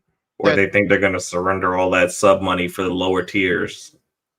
Like, why would you give up all of that, yearly revenue? Because once you get rid of Xbox, nobody's paying for online. The premium tier doesn't make sense anywhere. It's just PC and Game Pass Ultimate that you could offer at that point. And even Game Pass Ultimate has no value if you do that, because you get day and date games with Game Pass PC, and you're talking about the biggest draw for Game Pass Ultimate is that you get to play it across multiple devices. Well, that's dead. Like, I can't play games on my PC and my Xbox anymore if you get rid of my Xbox. So, yep. Meanwhile, we know that Magnus is coming. We know that they're going to go the OEM route. Sarabon talked about multiple consoles that were being made. So like, this is all just factual shit, but these people come out and they'll tell you, well, you can't believe what they say. Then who the fuck are we supposed to believe? The Redditor that claims that he knows somebody who knows somebody? The fucking sneakers? Fucking sneakers? That's your name? That's the name you came up with, my dude? That's definitely a cool guy. He's the guy out there who has connections. Jesus Christ. It's fucking wild, people. All right, but let's continue with the story. There's your picture of no Xbox. Oh no. Oh no. What is going on? Even though they have all the controllers and shit, but whatever. All right, so a new Xbox rumor started this weekend that's now blown out of proportion as usual. Late into the evening on Saturday, Redditors flocked to the Xbox subreddit as someone claimed their local Target had begun removing the Xbox section from their store. Then various blog sites who seem oddly invested in the concept of Xbox dying ran with headlines based on said anonymous reports, likely buoyed by the fact that Costco recently has reduced its Xbox offering, compounding expectations of a wider retail route. Right. Yeah, I would say route, even though the E isn't there. Yeah, but I don't think I've ever seen ROUT. Is that a real word? Don't know. Maybe it's a typo, but I would go route. Maybe it's a typo. We'll see. Says, from this post spawned a number of stories where other Redditors began sharing that they hadn't seen stock within their local Target or Walmart stores for months. Counter reports came in from various sources like Dustin Legary, who shared the following. I just called my local Walmart to ask if they were discontinuing or pulling Xbox stock. They said, at least to my knowledge, I haven't heard anything about like clearing inventory or anything like that, or about being discontinued. They also said they still have them in stock. Okay. So one thing I will say, not to be I'm not trying to poo-poo on anybody's parade here. But I don't think calling your local store and having fucking Joe Blow pick up the phone who doesn't know shit from apple butter and be like, oh, well, I haven't heard, like he's on this fucking huge need to know basis and he knows, you know what I'm saying? So I wouldn't use that as your key here. You know what I'm saying? You go, you take a look, and then if you have an actual source, that's one thing, but calling really doesn't mean shit to me. It's just What means shit to me is when everybody went out there and showed videos of fucking Xboxes and games on the store shelves at Walmart. And all right, so we also spoke to a Target employee at our end who also discredited claims of a wider Xbox removal. Even the legendary Xbox alumni Larry Major Nelson chimed in stating, "All I know is I went to a couple of Target and GameStop stores this week and did find Xbox hardware and games for sale. I even did a little investigative work by going to my local Target during an unrelated errand where I stopped by to check the shelves. Sure enough, everything was there except for the consoles themselves. When I checked their website, I noticed that not a single Xbox Series X was available, but multiple Xbox Series S consoles were for purchase. But Xbox stock does tend to fluctuate heavily as Microsoft seems to manufacture them practically to order these days. The Xbox Series X is regularly sold out as Microsoft seems particularly fearful of creating oversupply situations for whatever reason. Some of that silicone is being used to power Xbox cloud gaming, however, which is another angle likely at play here. At least at Walmart, we found both consoles in stock. So wait, are they or aren't they getting rid of them? Well, Microsoft has given us a statement noting that Walmart and Target at large are still committed partners for Xbox hardware. Target and Walmart, among other retailers, remain committed partners for Xbox consoles, accessories, and games. Mm, mm. Aren't they selling ROGs? I don't know if they're going to sell ROGs. They I are. don't know if they're going to sell ROGs. You can go to Walmart. You can walk into Walmart and pick up. You can pick up. They only sell the white ones. That's what I was going to say. The cheaper one, right? Not the They only series, sell the white ones. not the more expensive ones. Maybe that's why you find the S more in stock over there too. Yeah. So yeah, that's it. This is then there's just like other bullshit, but that's the actual report. So Microsoft has officially not Target employees or Walmart employees. Microsoft gave a statement saying that Target and Walmart, among other retailers, remain committed partners for Xbox consoles, accessories, and games. Then you compound that with the massive amount of people who've been out going ahead and actually recording themselves at these stores, showing the consoles around, discrediting all the bullshit that's on here. That is just, you add them together and it's just like, okay, are we going to be able to stop this conversation? No, we won't, right? We won't. They're going to keep going. They're going to keep saying Xbox is dead because to them, that's the only thing that would make them feel better about their situation because they have no games. It's already proven that the PlayStation 6 is years away, minimum 3 years. And you know they're fucked because right after Mark Cerny came out and said, in 3 years, few years minimum, it's going to be ready. It's all imagination right now. Nothing's real right now. We're all still just thinking this shit up. And right after, immediately, there were rumors coming out from these same people saying PlayStation 6 scheduled for 2027. That's still years behind Xbox. Facts, but this still 27 is 2 years from now. Yeah. Mark Cerny just said 3 years minimum. So we can't believe Microsoft, right? Because that's what they'll tell you. You can't believe Microsoft. What? They told you only 4 games. Yet they obviously leave out the reality of what that statement was. Now that you said that confirms some things in my mind mentally for this next Xbox too. It is going to be pricey. Oh yeah, I could almost assume that to be the because case. by the time the next PlayStation comes out, it'll be able to drop in price to match the next PlayStation to where it's like in range.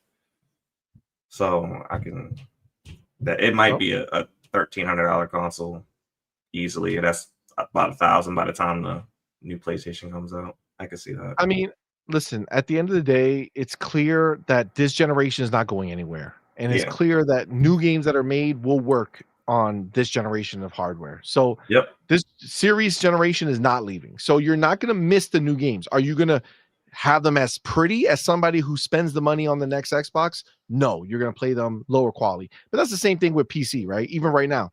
Are you playing the games as good as the people who play them on PC with the higher settings? No, but you're happy because you paid less money and you still get to play the games. Same thing that's going to happen next generation. The next generation will change the way generations work. Next generation will just be about offering higher end hardware for people who want it, and then they'll have like quote unquote lower end, but it'll be lower compared to their higher. Like you're not going to get another $300 or $400 console. I don't think. Yeah. But either way, the point is that you can't believe Microsoft, right? You can't trust them because they've lied. But Mark Cerny, on the other hand, that's their dude, right? That's their dude. But you're not going to listen to him. He told you 3 years. How's he going to tell you 3 years? The next day you come out and tell us 2 years. Who we're believing here? What are we talking about here, my dude? What are we talking about here?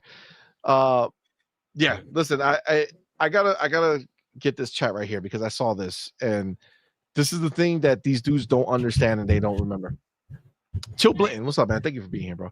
Says, just remember, you don't see winners constantly talking about the dude that came in third. Something ain't adding up if you claim to be kings, but talking about Xbox more than Ghost of Yotei. That hurts. That hurts for them. I believe it. That's just the reality of what it is, right? It's crazy, but it's the truth. And again, the way they go about this is insane. You can't believe Microsoft. You can't believe Phil. You can't believe Sarah. They want you. These ponies have no more desire than to make you, an Xbox fan, question everything and hope to somehow get you to come over to PlayStation to buy games there because they know that they ain't doing it. You know what I'm saying? I think Ponies know, well, not Ponies. I think Sony knows that PlayStation is kind of a mess right now as far as it's not where they want it to be, and they have to retool the entire way that they used to do business because it just like we're talking strictly first party. It's not making the money that they want them to make. So, they're in a lot of disarray there, whereas like Nintendo has hit their stride. Xbox is, for the most part, we could say has hit their stride. I mean, there's a couple games that we've seen a long time ago that we haven't seen yet, but everything seems to be at a proper cadence now, whether it's, other studios that they purchased kind of filling in those voids or, some of these games actually catching up, like State of Decay 3 looking like it's going to come out pretty soon. New Gears game, Fable looks like it's coming out pretty soon. We got new Halos on the way, like everything seems to be like on stride. Meanwhile, PlayStation is like, can we get a game out a year? And the games that they're getting out a year now seem to be more of the copy paste variety, just kind of reskinned. Like Soros, if you like Returnal, you're probably going to like Soros, but it looks very much copy and paste as far as the movement and animations go for the game. So it's kind of like a reskinned, Returnal. So that's what you like. That's what you like. It's going to fall in line with everything else they've been doing. Yeah. It's just the old brought back new, put a different skin on it and call it a day. When you get Venom, it's going to take place in New York City. It's going to be a reskinned version of Spider-Man. You're going to get a couple extra moves, but it's going to be the same. It's almost like it's true. It's true. What do you think, Farrell, about this whole thing though, with their desire for Xbox to be out of Target, out of Walmart, that is dying? They're sad and very telling desire and real act of desperation that they just keep harping on this idea that Xbox is not going to live. To be clear, when you talk about Xbox, you're talking about Microsoft, you're talking about the $4 trillion company is going to cease to exist, while the $100 billion Sony, then you lower that to PlayStation, which is less than that, right, is going to live and thrive. You know what I'm saying? All Explain right. to me, Farrell, what do you think about this whole bullshit situation? All right, so there are people who are just like in the pony land that are just like idiots, and I'm not really gonna pay them any attention. They just parrot whatever anybody's saying about Xbox without any real knowledge. But I think the ponies who are actually like somewhat knowledgeable and understand like what Xbox is doing, like they understand that Xbox is dragging Nintendo and PlayStation into waters that they can't swim in and that they will eventually drown. And that if Xbox continues to be a player in the hardware space and the software space, and they keep on doing the things that they're doing, it's going to make it very hard for Nintendo and PlayStation to release not only competitive hardware, but competitive software and services. So there's this push in the media, there's this push amongst those fans who really want to try to like use bad messaging to force Xbox kind of out of hardware, kind of like they, tried to force Xbox to go full third party, which they still haven't. Do a lot of games go? Yeah, but do all go? No. Keeper is a console exclusive. South of Midnight, console exclusive. So you get console exclusives, you get some that go everywhere. It just depends on the type of game and, what it does for the Microsoft and Xbox brand, how they, see fit. So I think that's really what it is. I think people really understand what Xbox is doing and what it means for the rest of the industry and the platforms that they care about. And that's why they try to kill it off before it happens. It's sad, but it's true. It's sad, but it's true. It's like think about it's that really free ad tier of xCloud. Like if people really attach to that and then they say, oh, I think I want to get a console. What console do you think they're going to get? the Xbox One, bro. Yeah, that's what I'm saying. Like, It's true. It's true. It's true. It's true. And I mean, the crazy part of it is that like they're doing all of this with a straight face while Xbox is having the greatest string of 4 weeks since I don't know when they're literally coming out releasing first party games. And I would say, Ninja Gaiden obviously is first party in the published sense, right? They don't own Team Ninja.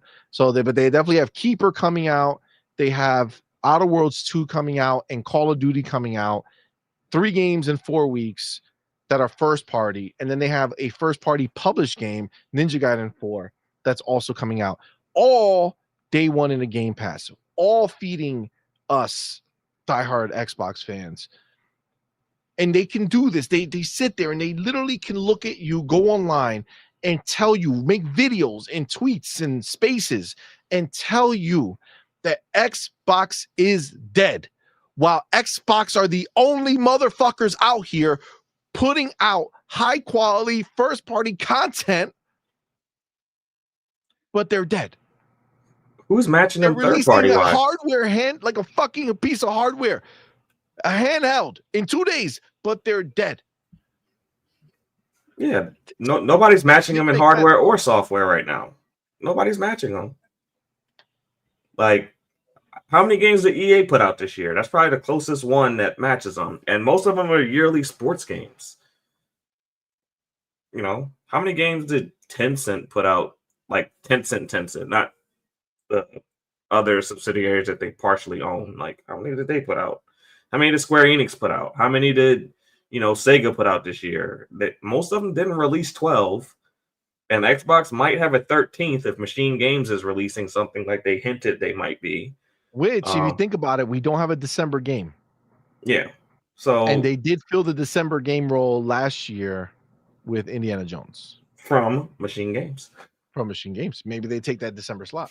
But continue. So yeah, like name me a third-party developer that released 13 games in a year with like what 11 of them being AAA.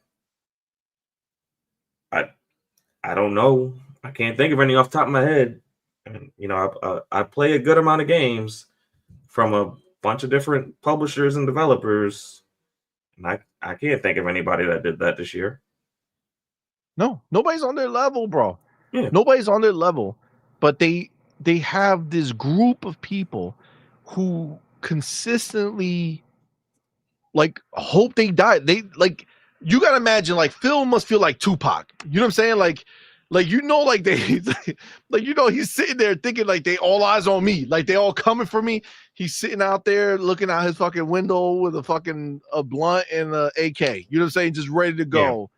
Just in case motherfuckers roll up. Like, yo, they're obsessed with the idea of the death of Xbox. And it's crazy that this is across the board. This is not a small little outbreak, like this tiny little, thing that's happening in the small corner of the world. No, this is happening everywhere. The Ponies, the media on Twitter, on YouTube, everybody has this wish that Xbox were to die. And all Xbox did was make more games than anybody else, make them available to more people than anyone else in first party history. And they're the bad guys. They're the ones that should die. That's what people want. They want Xbox to die because what? I'll tell you why. And this is the answer right now. So I want you all to listen. It's very important. They want Xbox to die because they know that Sony and PlayStation follow Xbox. And if Xbox were to die, then Sony and PlayStation would have no one to follow. Therefore, they'll go back into their cocoon. They'll go back into saying, no, we're not going to release our exclusive games elsewhere. That is their fear, is seeing PlayStation follow the money, follow the leader. They want Xbox to die because then they know Sony would be blind. That Sony could not find a way to lead, so they will stay. They will stay the course.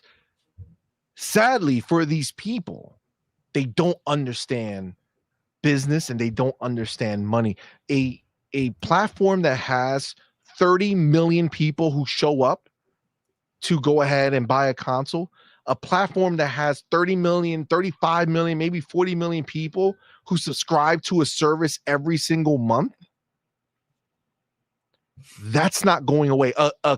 A console and a company who is owned by a $4 trillion company, they're not going away. 30 million people that play 7 games on average a month. Versus 120 million people that only play about 2 games a month.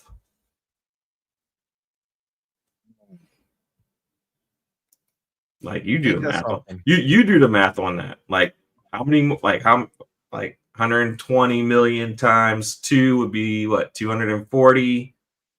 30 million times 7 is about 210 million games. So 210 is right in the ballpark of 240, and there's a big disparity in player base. Like, huge. Yeah. Huge. So collectively, Xbox players are playing more games, spending more money inside of games because they're playing more games than Ponies are. So it's the truth. It's the truth, my dude. It's the truth. It's very clear.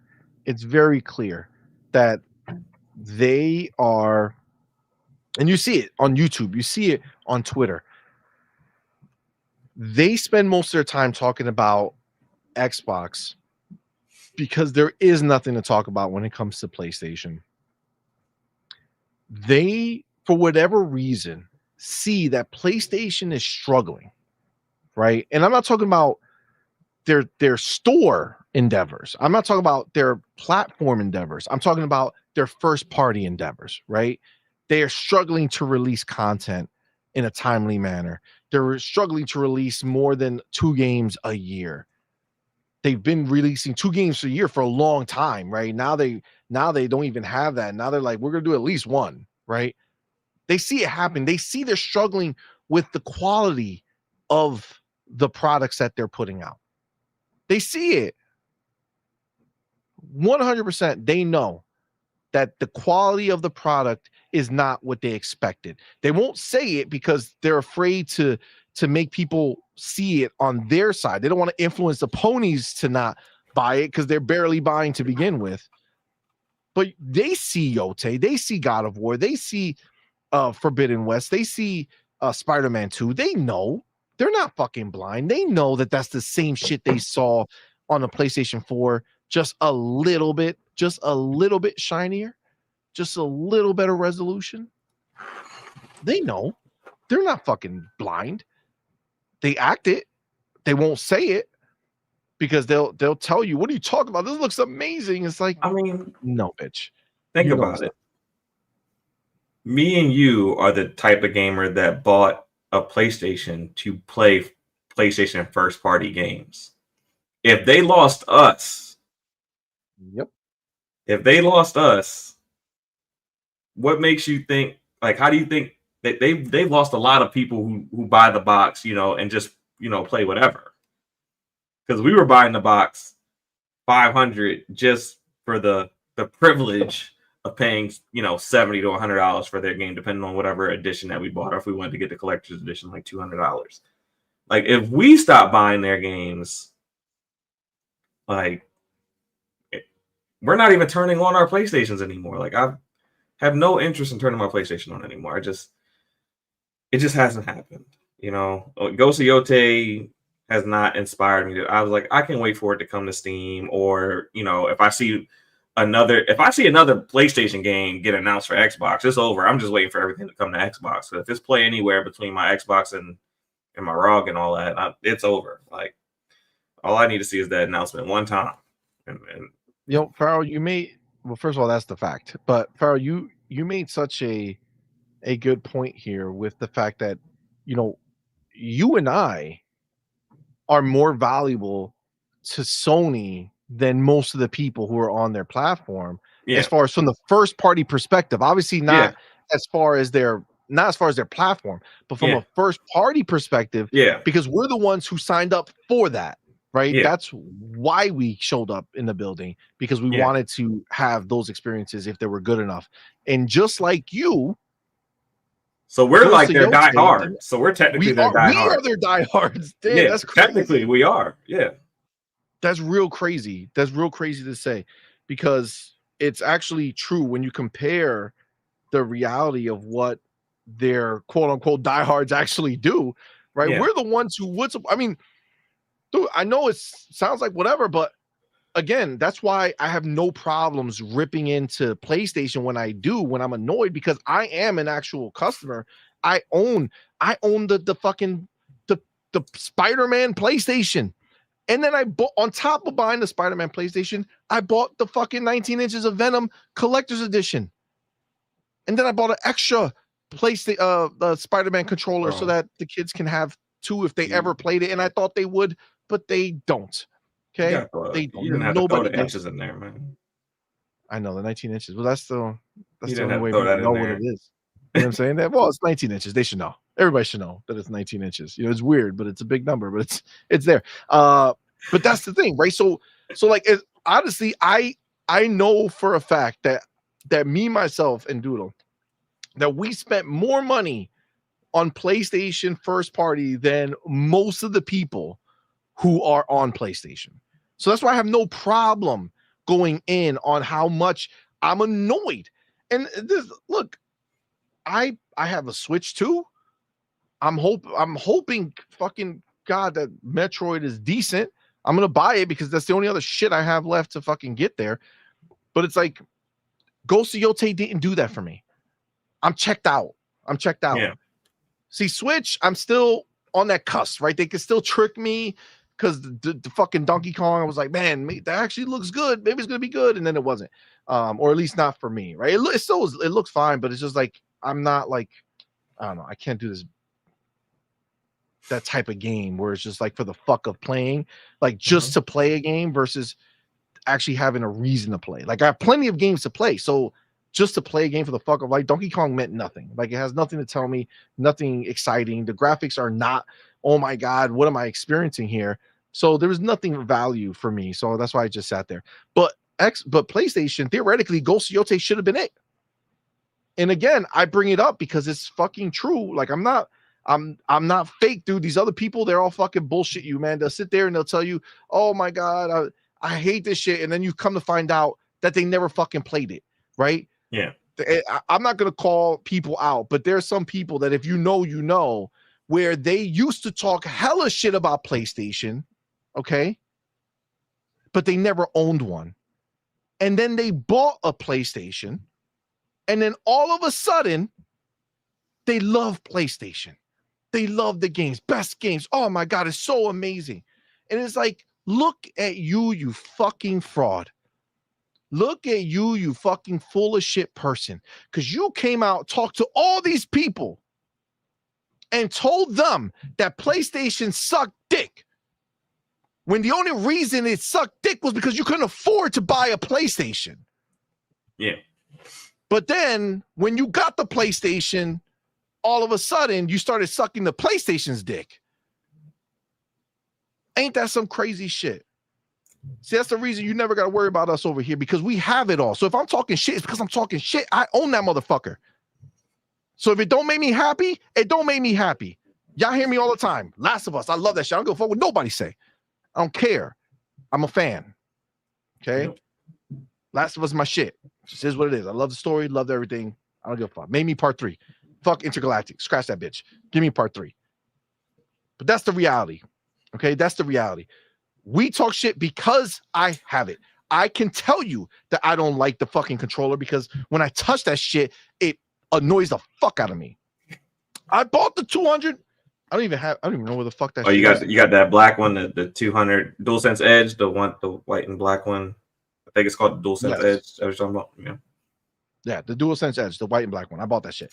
It's wannabe. Like it wants to act like it's an elite, but it's not. It's shit. The battery sucks ass, and the triggers in the back, the shit that they put back there, garbage. Okay, garbage. All right. So that is the reality of what it is. Okay, I don't give a fuck about any of that shit. I come here and I've been an Xbox fan since day one. I'm always gonna be one. I just love the games. This is what I love. This is the reality of what it is. Everything else, I don't give a fuck about this stuff. I just hope that they'll give me something good. I don't want to miss things, right? I don't want to be like, yo, that game looks hot. I can't play it because I don't got it.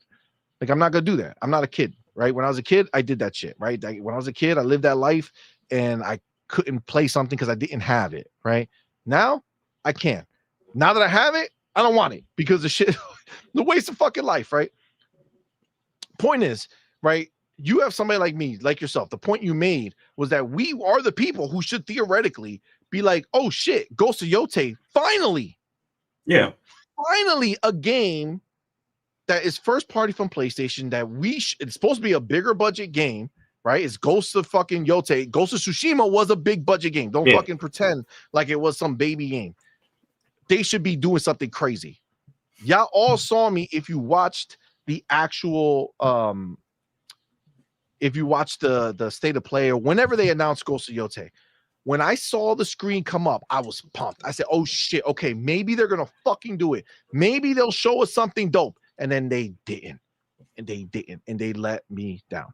So the fact of the matter is, me and you are the people who should have been pumped to play Ghost of Yotei because we vested in the fucking PlayStation 5.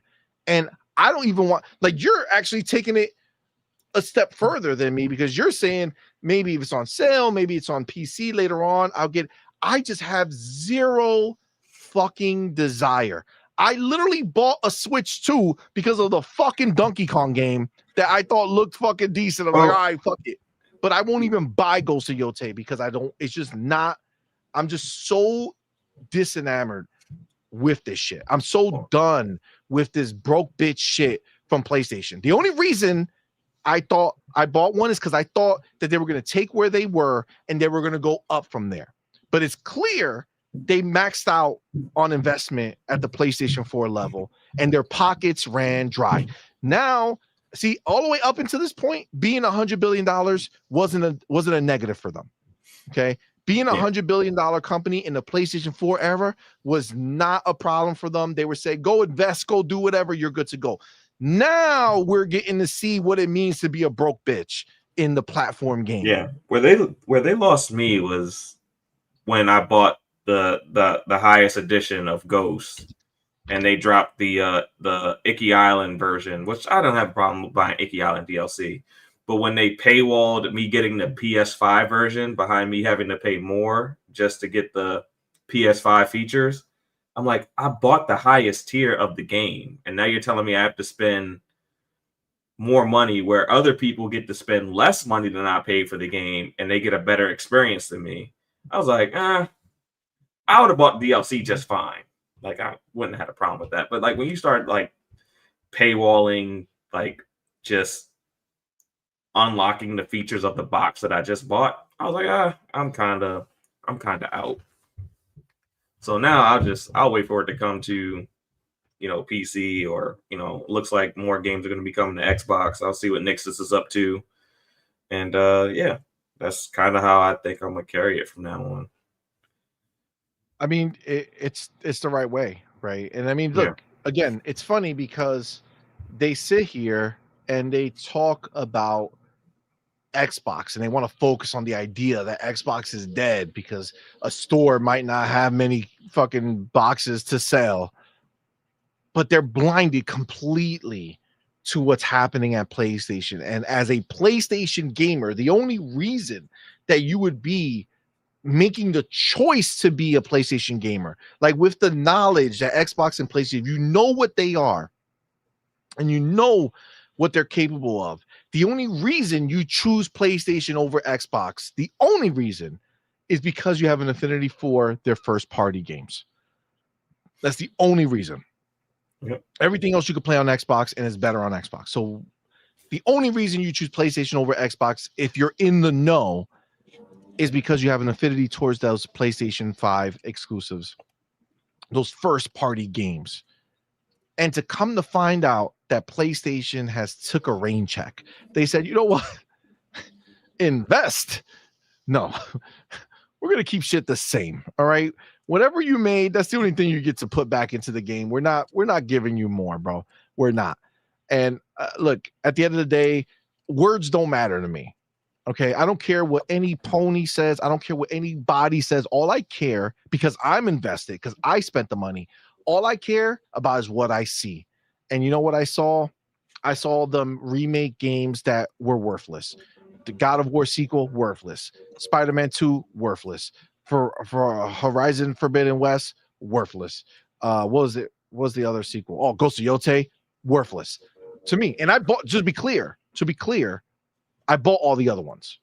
I have fuck that shit. I have Ragnarok. I have Spider-Man 2. I have Forbidden West.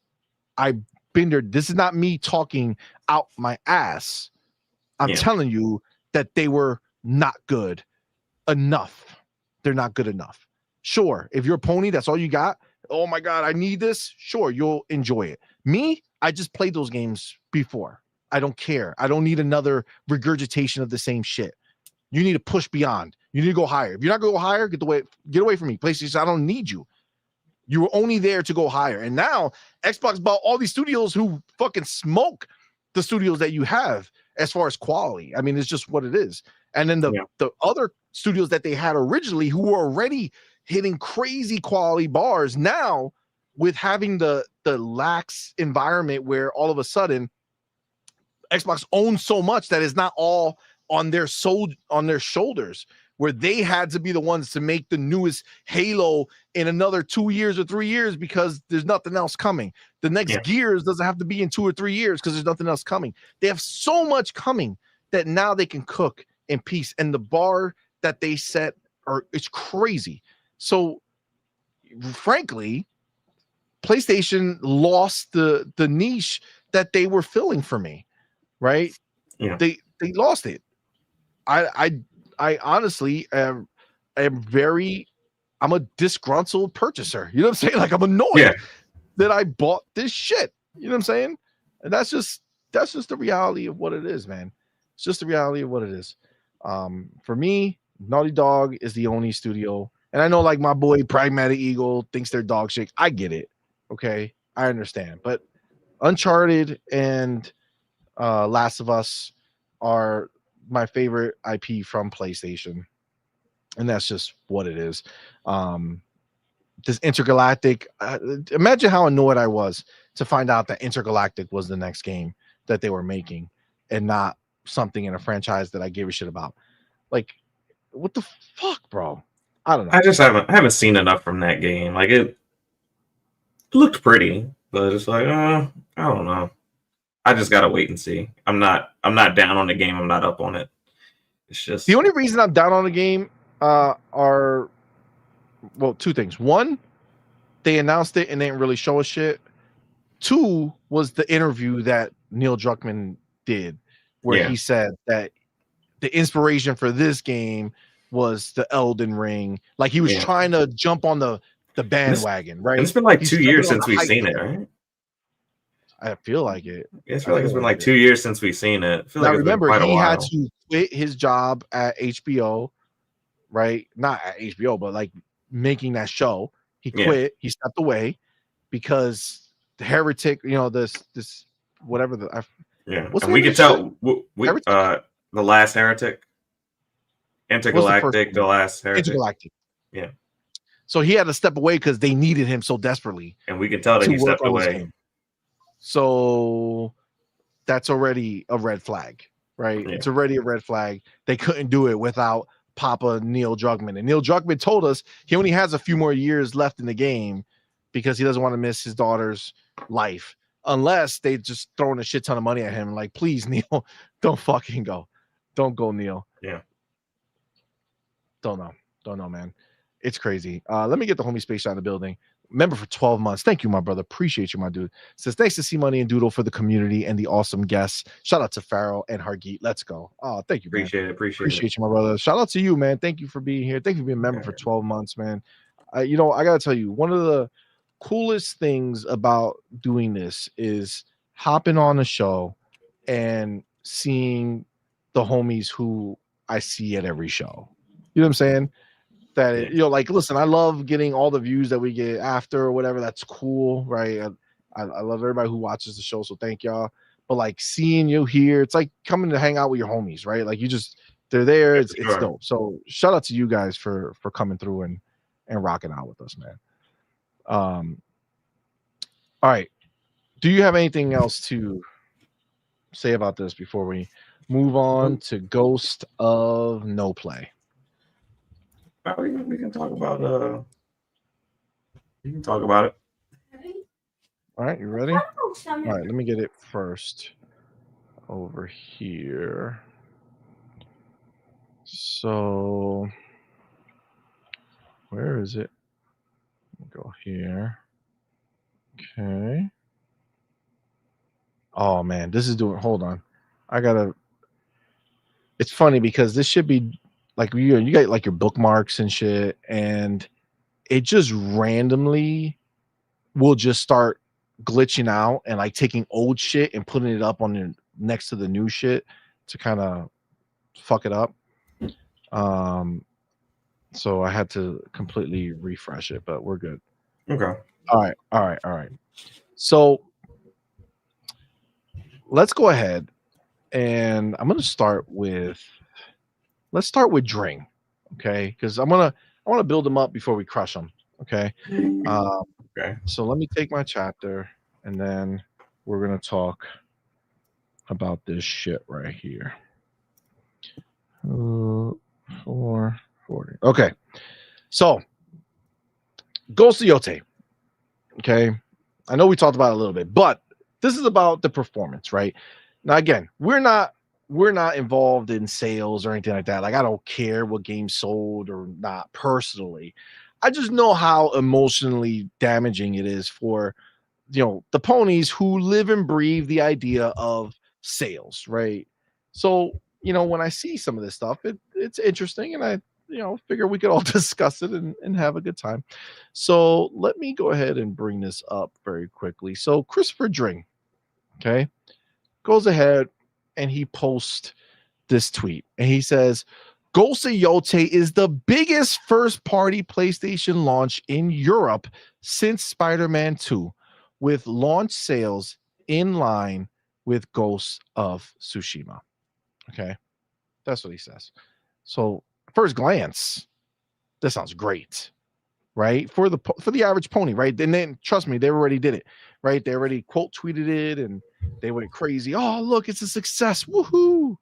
Okay, let's click it. Let's go in. Let's go in. Okay. And let's share this, right? So this is his website, the game business. He left whatever company he was in to go ahead and write this. Now, Ghost of Yotei delivers strong opening across Europe. Now, funny, on the tweet, just to be clear, on the tweet, Ghost of Yotei is the biggest first-party PlayStation launch in Europe, right? That's the sales pitch, right? That's exciting. That sounds really, really great. But then it's a strong opening. Okay, strong opening across Europe. But this is the thing right here, right?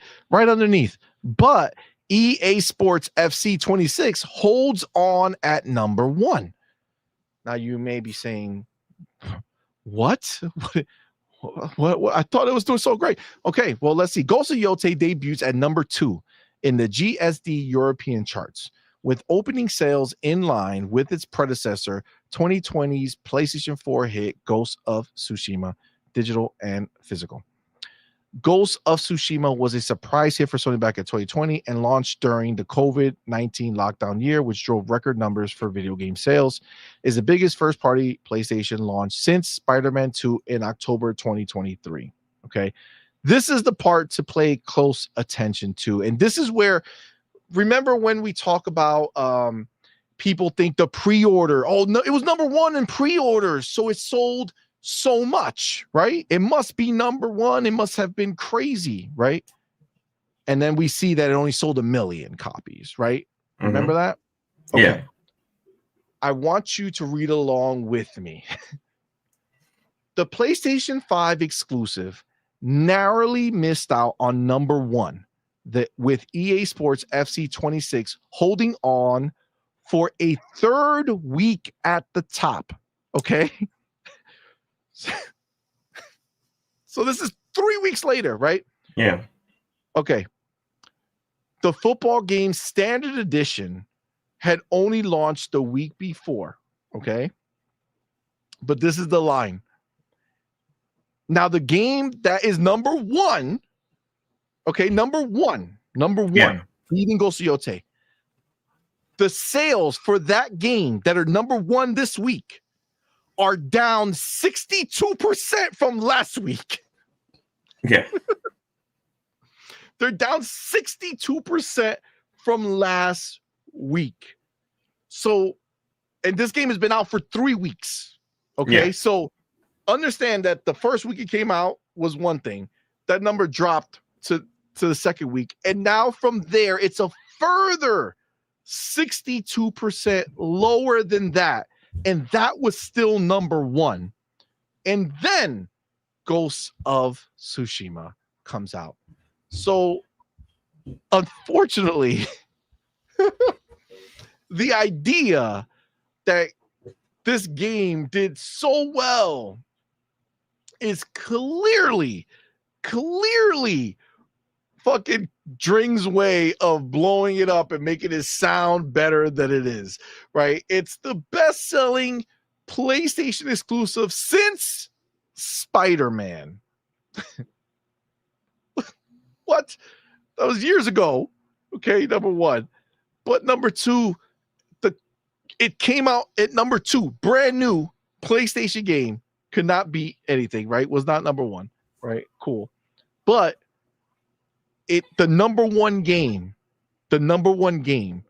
is on its 3rd week of release, third Yeah. week of being number one. And at this point, after 3 weeks, it's downgraded 62% from the previous week. Bro. Yes. So the game that you've been marketing for a year, that you've had pre-orders up for at least 6 to 8 months, couldn't beat a game for 1 week. Facts. Now, that's already been out for a month. This was Dring, right? So we had to put it in a perspective real quick so that although the headline got these ponies gushing, right? They're all pumped. J-Rock grabbed this from the homie Matt Piscatella from Blue Sky. Okay, you ready? Turns out Ghost of Yotei ranked 12th during its debut with 4.4% of active PlayStation players. And to be clear, when you see that active number, right? You see the active when they result, like when Sony talks about active, they talk about all of PlayStation. So they're talking about PlayStation 4, PlayStation 5 numbers combined. This game is only on PlayStation 5, correct? Yes. Okay. So the active numbers for PlayStation 5 is much lower. Much lower. Okay? Yeah. So it didn't even make the top 10. PlayStation players did not even get their only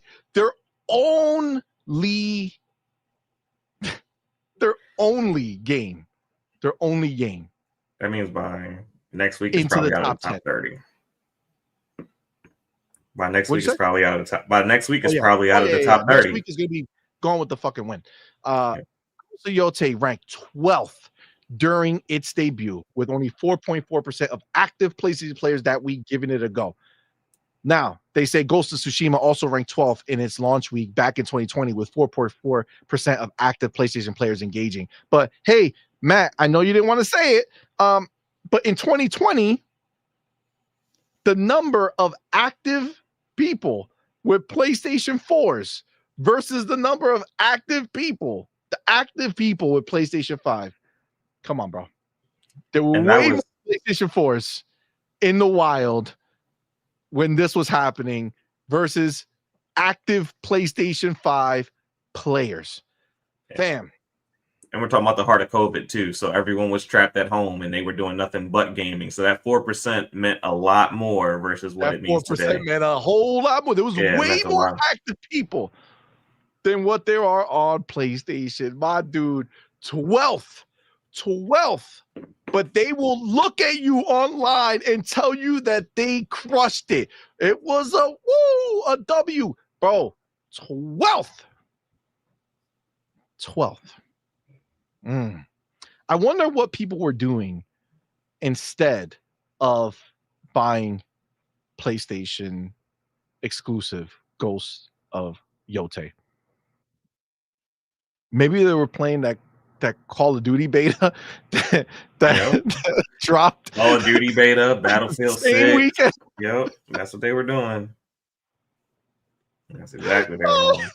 Yo, I'm not saying I love being right about this game, but goddamn, do I love being right. Now, what might be crazy is I have a pretty good feeling that Ninja Gaiden 4 will chart above Ghost of Yotei. I mean, even though it's on Game Pass. That would make a lot of sense for me. I think that. I mean, it is multi-plat, but you know. So what do we? I don't know if you. Obviously, I know. I'm sure you remember, but you guys listening, if you guys remember, we've had a big discussion about the fact that this man right here, Matt Piscatella, he came out and told everybody that most of these people only buy 1 or 2 games a year. Mm-hmm. Okay. 1 or 2 games a year. And that most people at the max will buy 1 game in a month. Okay. So those people who do buy 2 games in a year are not buying them in the same month. You know what I'm saying? They're buying 1 game. Okay. So We told y'all here. We told you here that Microsoft doing what they were doing was devious and destructive to PlayStation's first party bottom line.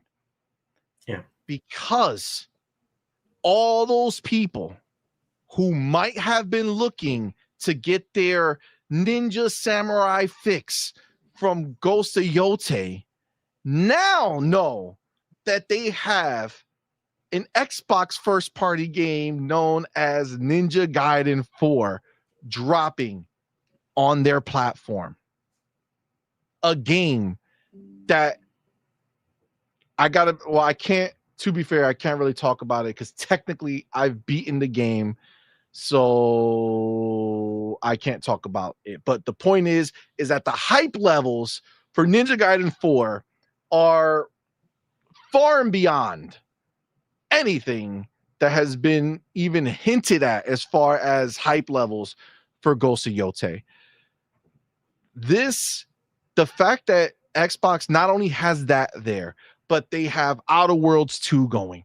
They put Doom over there, right? Indiana Jones went over there. Forza Horizon 5 went over there and took most of their dollars for buying games to buy that.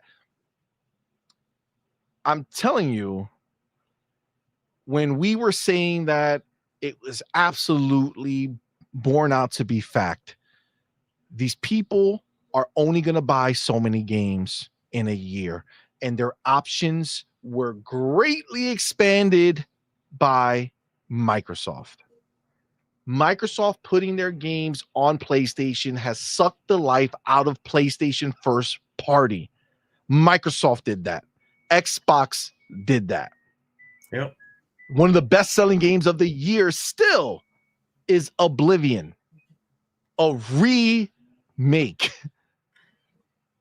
And they put that shit on PlayStation, and it runs PlayStation. Forza Horizon 5 still charts up there on PlayStation. It is a devious plan that was put into effect by our boy Phil and the gang. And not only did they successfully infiltrate PlayStation's first party dollar budget from their players, but they have done it on a consistent basis now with more and more shit coming out to take those dollars. So it's like every tier of person, it's like one person's like, nah, I gotta wait for Ninja. No, I gotta wait for Doom. Nope, I'm waiting for Indie. Nope, I'm waiting for Forza. I'm waiting for Outer Worlds. Bro, they have everything covered. They're taking all the one game buyers. They're claiming them all before fucking PlayStation gets to even drop one of their fucking games. Death Stranding 2 and Yotei both fell victim to the same shit. And you know how successful Xbox's strategy has been? It's been so successful that Nintendo won't give them development kits. They're afraid. Yep. That's how successful, like their strategy has been so successful that Nintendo said, no, we're not giving out development kits to these big publishers because we don't want them to take away from our attach rate. Bro, they have the highest attach rate in the industry. A contract for Call of Duty, and the motherfuckers are not even putting this shit out there. They said, like, Nintendo is delaying this shit as much as humanly possible. Yeah. Because they know the plan will also work there. Yep. I'm just saying. Ghost of Yotei, these dudes out here. Let me see if I have it. I'm pretty sure I grabbed it. I don't know if I saved it or if I just chuckled and moved on. Let me see. It's that dude right there. If I don't have it, I can. Yep. Oh no. He's funny because we're gonna use him for something else too. Yeah, I think I chuckled and moved on. It was this motherfucker here. Let me see if I have it. Here we go. This is this fucking loser, right? This fucking douche. Jamie's act says 1 success, 3 more to go. Exclusives with the salute. Okay, that's what he posted. This fucking clown, Jamie's act, because he's too stupid to click the link to see what it actually meant. All right, and he has Saros, Wolverine, Ghost, and Intergalactic listed here, like 1 down, 3 to go. Okay, and he quotes Christopher Dring with the launch sales, biggest first party launch, right? Calls that a success. Okay, so go ahead and go back to reality here, where Matt Piscatella, all that success, says, turns out Ghost of Yotei ranked 12th during its debut. Only 4.4% of active PlayStation players that week giving it a go. Did they have an early access period? You're muted. No early access. No early access. So everyone who pre-ordered, everyone who wanted to play that game day one because they couldn't fucking control themselves because that's the only first party game they got this year outside of the baseball game. Out of all those people equaled 12th.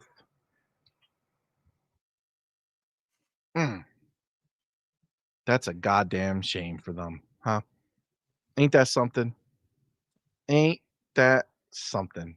People focused on it. Oh, the boycott didn't work. Kill Xbox. Boycott didn't work. Kill X. Nobody's actually talking about the game. And if you don't talk about the game, nobody who's thinking about buying the game, you're not giving them a reason to buy the game. But let me tell you why they're not talking about the game. Because the game's not much to talk about. Probably not. Or they didn't buy it themselves. That's also a likely possibility. Where at the end of the day, they sit there and they act as if they're going to support this game, but they know, like we know, that when they hear me say how shitty it looks and how like shitty the gameplay looks and how uninspiring and how not exciting it is, that they feel the same way, but they're not going to say it because they have their pony fan base. They don't want to break ranks. Yeah, they don't want to break ranks. Oh, yeah.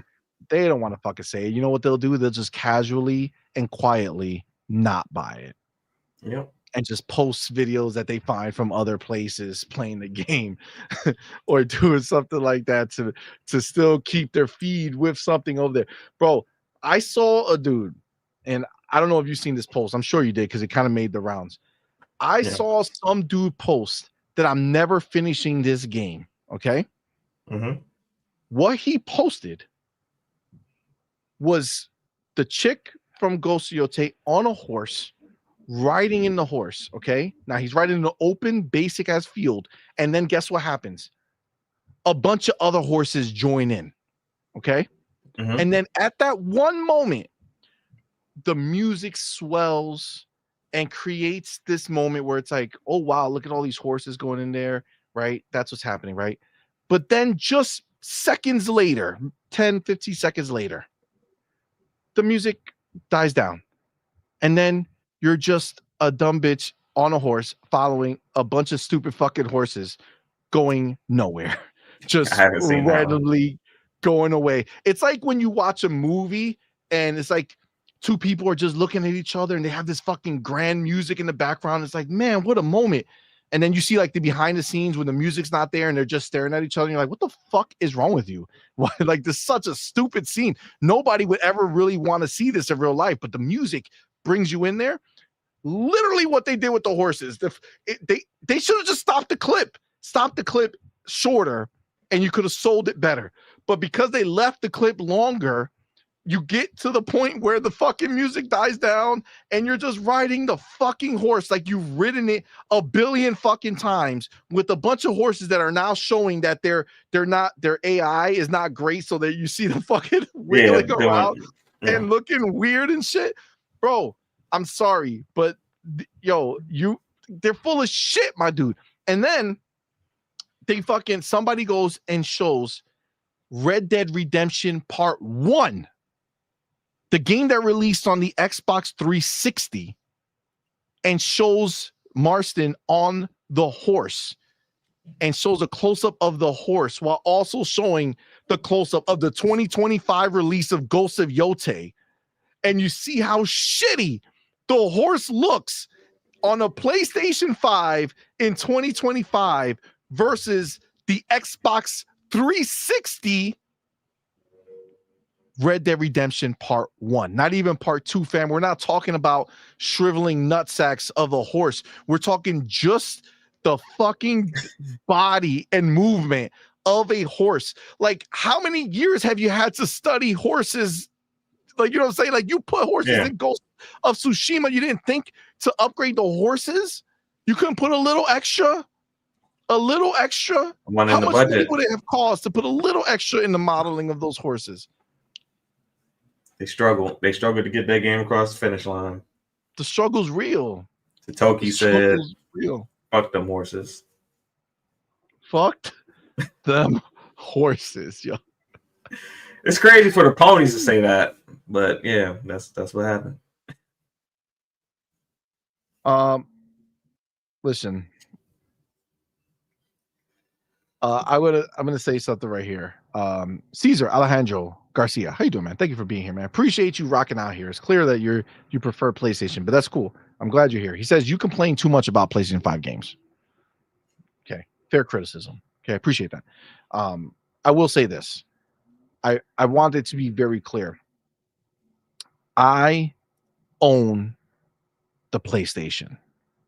I spent money on the PlayStation. Do you think my dreams, my hopes, my desire from when I spent my 500 or whatever the fuck this one cost to get a PlayStation 5, to buy multiple PlayStation 5s, to be honest with you, we have multiple. This is not a one PlayStation household. There's multiple throughout the house. Do you think when I spent money on that, I did it so that I can have shitty games come to PlayStation 5? Games that I am not happy with, games that I don't like? Do you think I do that? No. I bought a fucking PlayStation 5 because I was hoping that this shit would be better. I was hoping that I would have something good to play. It's not my fucking fault that they shit the fucking bed, bro. And I'm not, again, Xbox is my platform of choice. So I'm not in it to play other games on PlayStation. I'm there for only the PlayStation 5 games. And if those PlayStation 5 games fail me, then yeah, I'm going to talk about it. It's bullshit. It's bullshit that that's what they did. And the fact that it is failing as far as where you would assume a game that's exclusive to PlayStation, that is, excuse me, a first party game, that you would think these dudes who claim that PlayStation first party is the best thing ever, and they gloat about sales, that they would show up for it, right? But it's clear that they didn't. And all that talk was for nothing. All that talk was just that talk. It shows that people feel the same way that we do, even though they might not vocalize it. Their dollars, where they allocate them, kind of show that, you know, the excitement wasn't there for the sequel the way it should have been. So, or the way that, I won't say the way it should have been, the way that Sony hoped that there would be. And you know, Ghost of Tsushima, you know, when it came out, was a very good game. It was a very it was an experience that people were dying to have from the very first reveal trailer. So for this game to miss the mark and not grow off the shoulders of, you know, Ghost of Tsushima, it says a lot. 100%. And this is the other part that I want to make clear here, which is, and again, Caesar, just to be clear, like, I'm not picking on you. You're just saying things that I want to highlight, because I'm sure there's other people who either feel the same way or might be thinking the same shit or saying the same shit. But where'd it go? Right. Hold on. Okay, right here. This is the part that you're wrong. This is the part where you fucked up. He says, they're just games, bro. Just play them. On Xbox, if you're a Game Pass Ultimate subscriber, they're just games, bro. Play them. On PlayStation, they're not just games, bro. Play them. They're take out my wallet and spend $70 on some shit that I think looks like trash. And I'm not gonna do it. Now, if PlayStation had a Game Pass type subscription where that game was in Game Pass, I would play the game. And maybe, just maybe, I might be like, oh wow, this is not that bad. Or this might be good. I don't fucking know. But you know what I'm not gonna do? Not gonna spend $70 to find out. I'm not going to spend $70 to play a game that I enjoyed Ghost of Tsushima for the most part, but still took me 4 years to fucking beat. I'm not going to spend $70 on fucking Ghost of Yotei and end up with an experience I'm not happy with just to see. Like I've done all generation with God of War Ragnarok, Spider-Man 2, the other fucking Horizon Forbidden West shit. I already been there, done that, bro. Been there, done that. They're not gonna get me again. They got me. Fool me once, shame on me. Fool me twice, shame on you. Fool me 3 times, I'm fucked. And then fool me 4. What is this? 4 or 5 times? How many fucking games have I bought over there that was a waste? I even bought Final Fantasy, whatever the fuck. 16. Technically, I bought more because I bought fucking Astral bitch for Christmas for my daughters because they played the first one and they platinum. You know, they platinum the first one. The free one that came with the system. So I was like, Playroom. let me here, I'll get it for them and maybe they'll do it. And they played it for like fucking 5 minutes. You know, they played it one session and they never fucking went back. Stupid ass fucking game. All right. Same thing, my son, our son, man. He said, I want to try fucking Stellar Blade. Cool. Bought him Stellar Blade. Played it one time. Never touched again for Christmas. It's like, come on, man. This is the shit that's out there, bro. This is what they make, and this is what they associate with. Waste of time, bro. Waste of time. The people who play it and love it, good for you. Good for you. But that's that. What's that syndrome again? I told you. Stockholm syndrome. Stockholm syndrome. Yeah. They're stuck. And they think they fall in love because that's all they have. But I know myself. I never buy the base tier of a game. I always buy at least the next tier up.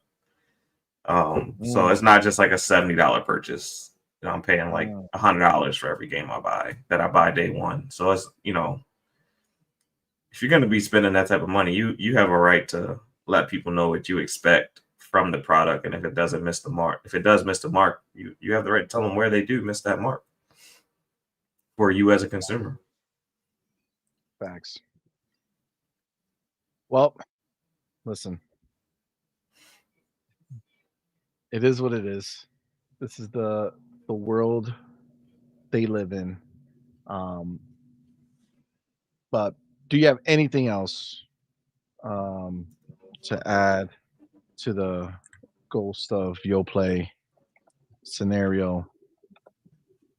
No, I just you know, at this point, I like my biggest worry is this just has PlayStation just kind of reached a point where their first party is just going to just slowly continue to decline, like it not based on, you know, lack of talent, but just lack of resources that Sony wants to invest going further, because gaming development is a very expensive budget, and it's a very long return on investment versus the other forms of entertainment that they do, where they get the, you know, it takes a year to make a movie. You can spend $300 million on a movie development budget in a year, but you can, you know, make that back in, you know, 1 month at the box office.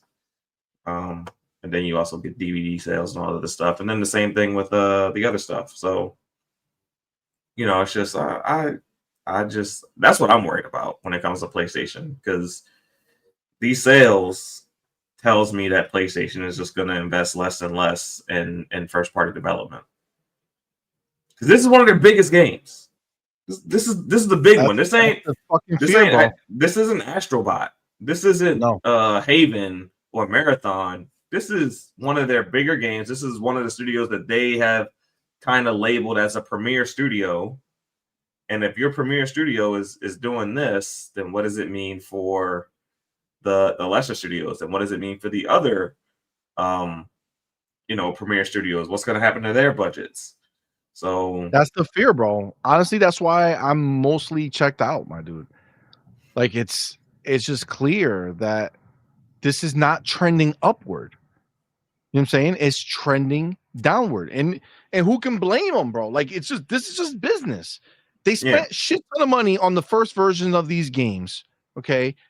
Most of the time they didn't make back what they wanted to make. Not that they didn't make good money, but they didn't hit where they wanted. But either way, you go into that saying people love this one. Next one is going to do better.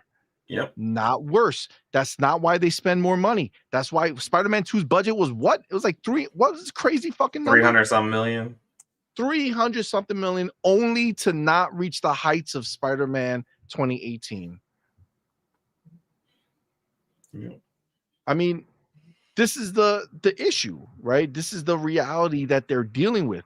God of War, same shit. All these games, the second one did not match or exceed the original. And that's not why they do these investments. That's not why they spent $300 million on Marvel Spider-Man 2. They thought they were going to make more. They thought they were going to sell more, and they did not. They did not. And that's not what they're here for. So yes, I have the same fear as you. I really think that that's going to be the norm. I think that we're going to see the cuts continue. I think that's just what it is. We saw it here. Ghost of Yotei is what I would say is the first real victim of Hiroki coming in and saying, nah, dog, we're not doing that. Nah, dog, we're not going to go ahead and spend money like that. You better invest on some close-ups or something. You better do something because we're not spending more money. And they just had to make do with whatever they had to make do with. That's why you see them saying in this the game just came out. Okay. They're doing interviews about, well, what we do next is really going to depend. We're either going to do Ghost or Sly. Why am I saying that? Because if Sony tells me that we don't have the time and the resources to take Ghost to the next level, then we're going to go make a cartoon. Yeah. So you know what I'm saying? Yeah, and I also saw, I don't know how real it is, but I saw that the marketing budget got slashed based on first week sales. Well, that's what the word out on the streets were. But I mean, we don't know that, but I mean, based off of this number here, that would make it makes sense, right? They're not going to keep throwing money on something that's not being purchased. They thought it was gonna, right? Like they came in this and they thought, okay, people are just gonna buy it because it's another Ghost game. No, bitch, you fucked up.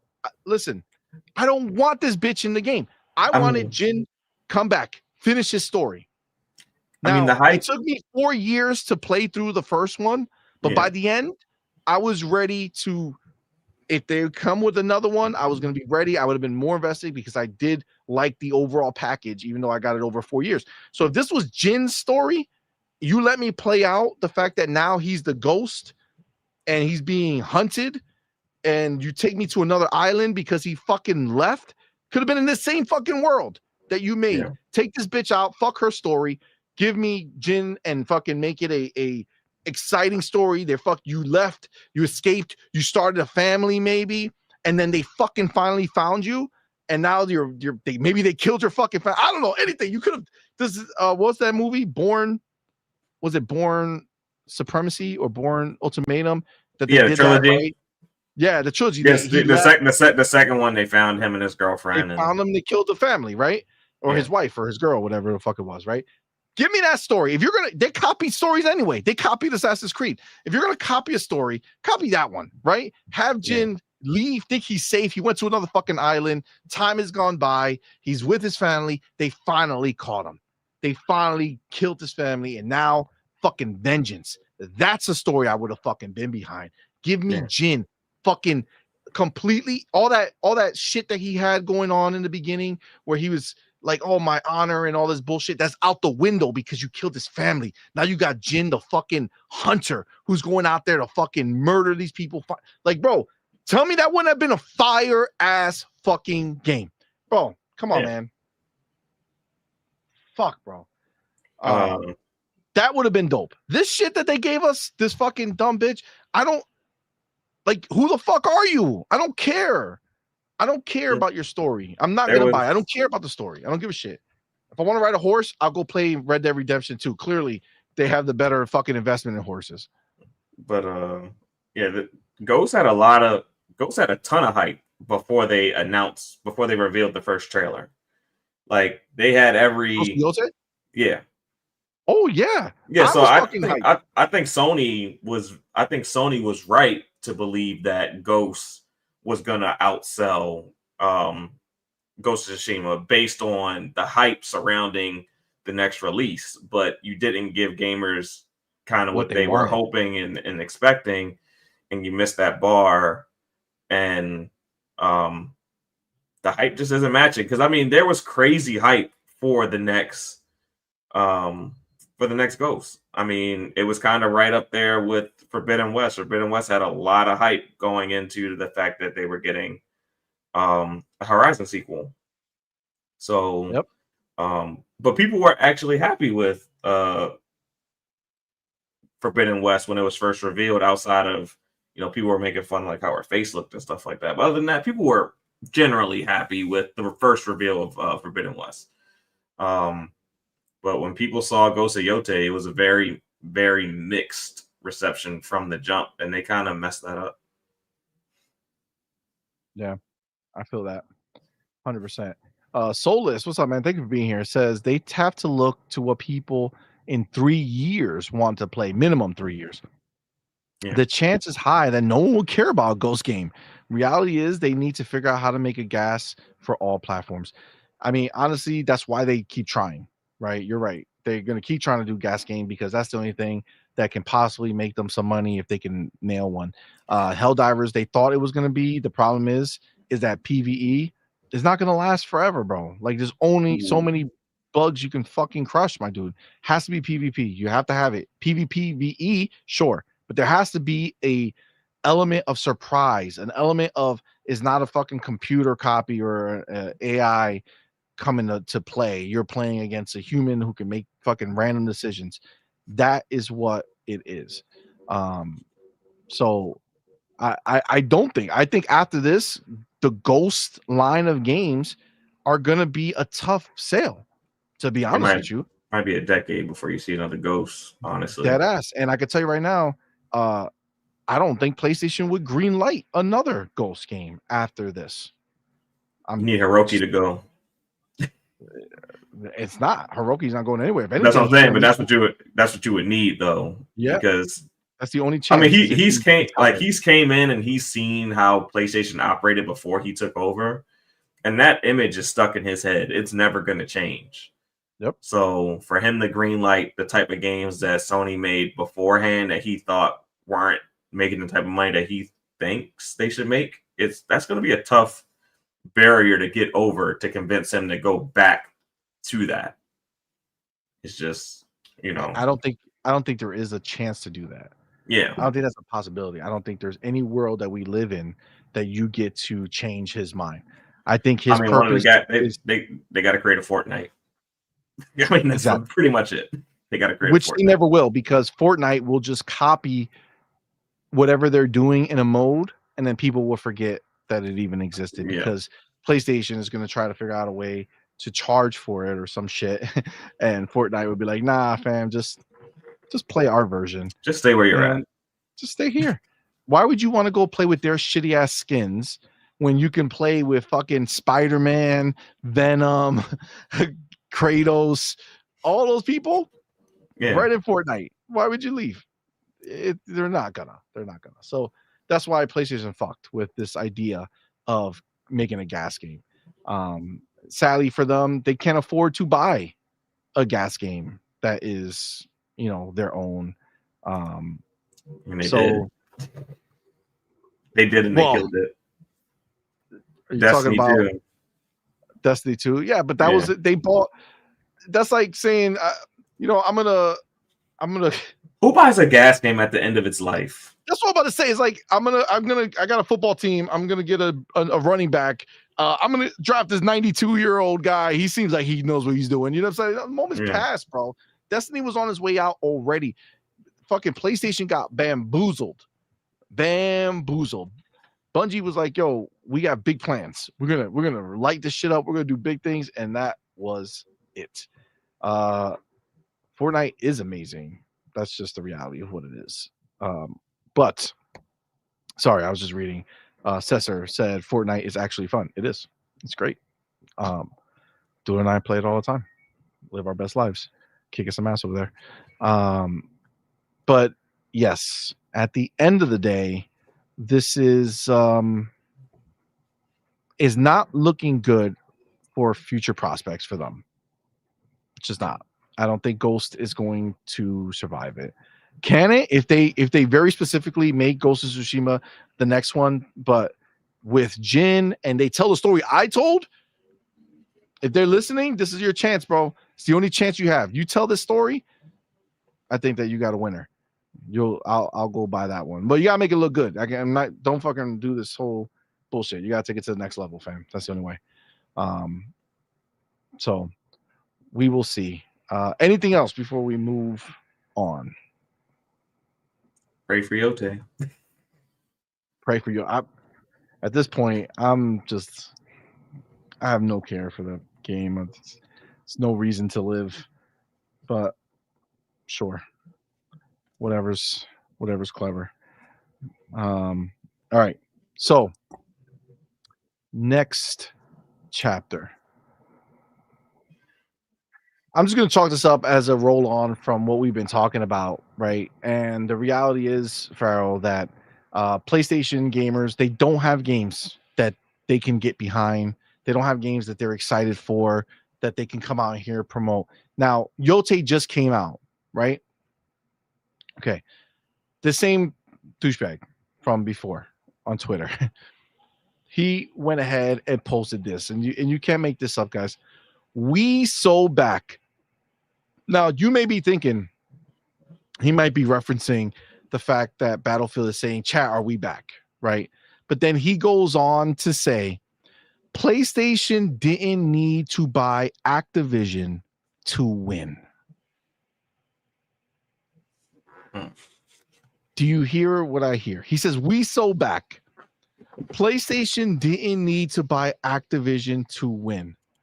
My dude is claiming that the success of Battlefield 6 somehow has anything to do with PlayStation. Doesn't have anything to do with it. And not only does it have nothing to do with it, he says PlayStation didn't need to buy Activision to win, implying that PlayStation won with the release of Battlefield 6 when this is not a PlayStation game. Does he not know that if they market a game, that doesn't mean it's their game? No, Does but I think that what? Tell me, what do you think? I think because they have the marketing, I think they got some exclusive stuff. I think I saw like a little. Oh yeah, they got extra. They could get XP faster, so they could rank up faster and their shit. They suck balls. They're PlayStation players, bro. They can't they could barely fucking aim the game, the gun straight. You remember I told the story? I played the beta. This is a true story. Go back to when the beta came out. I played the beta and I played it across every place. I played on PC, Xbox, and on PlayStation. On PC, I streamed it. Watch it. Okay. I killed some people, but never was I the top or in the top fucking place because I would just get smoked. This is not my type of game. I played it on Xbox. Same shit. Did my thing, but never ended up on top, nothing like that. I played it on PlayStation. First game. Crazy amount of kills. ended up number one for the team, top squad and the top player in the squad. How the fuck does that happen? On PC, Xbox, get smoked. On PlayStation, I'm a god. This is the reality of what it is. Yeah. If they're not on Call of Duty, they don't know what they're doing. They don't know how to fucking aim and shit. They're just running around like assholes. Okay, so they're the last people that fucking would do anything with the game. So of course they got the extra. Oh my god, the extra. No, don't die, don't die. I spilled something. That's what it sounded like. That's what it sounded like. That's what the reality is. Just hopefully it doesn't take me down. You know, goddamn ponies. You see that? They're all emotional. They're all upset, and then they come and they wish downfall on our stuff here. We just prayed for Yotei. We did just pray for Yotei. We just wanted to live, and now I wanted to die. See, this is what you did, ponies. Hope it goes away. Hope they concord the shit out of Ghost. I'm just playing. That being said, Pragmatic Eagle says, but CMoney, if it's on PlayStation, it's first party. You know, that's all those fucking ponies think, bro. Sometimes, that is how they think. That is how they think. I mean, but I mean, listen, Farrell, tell me. I mean, honestly, I don't know. Maybe I'm just hearing this because I'm very in tune with word choices. But saying that PlayStation didn't need to buy Activision to win implies that Battlefield 6 somehow is first party and they're taking a victory lap because the game is doing well. What do you think about this? Is it am I the one who's crazy here, or are these PlayStation dudes thinking that they own Battlefield, that they created Battlefield, that this is a W for PlayStation? I'm wondering myself if they're considering it a win because they feel like Battlefield might knock off Call of Duty and PlayStation players won't be, well, not PlayStation players, but Sony won't be writing off these major checks to Xbox this year. I don't know.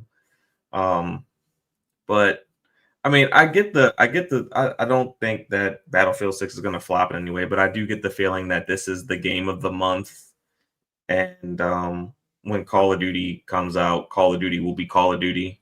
And, you know, Battlefield will find its place somewhere in between that. But that's what I'm guessing. I think we have to fill in these ponies and these Battlefield people all at the same time. And look, if you're enjoying Battlefield, that's good for you, right? That's dope. Yeah. I will eventually play Battlefield. Obviously, you guys know we're reviewing 3 games right now as we speak. So we're not good. I'm not playing anything outside of these 3 games. But once this is all done, I will try the Battlefield 6 campaign.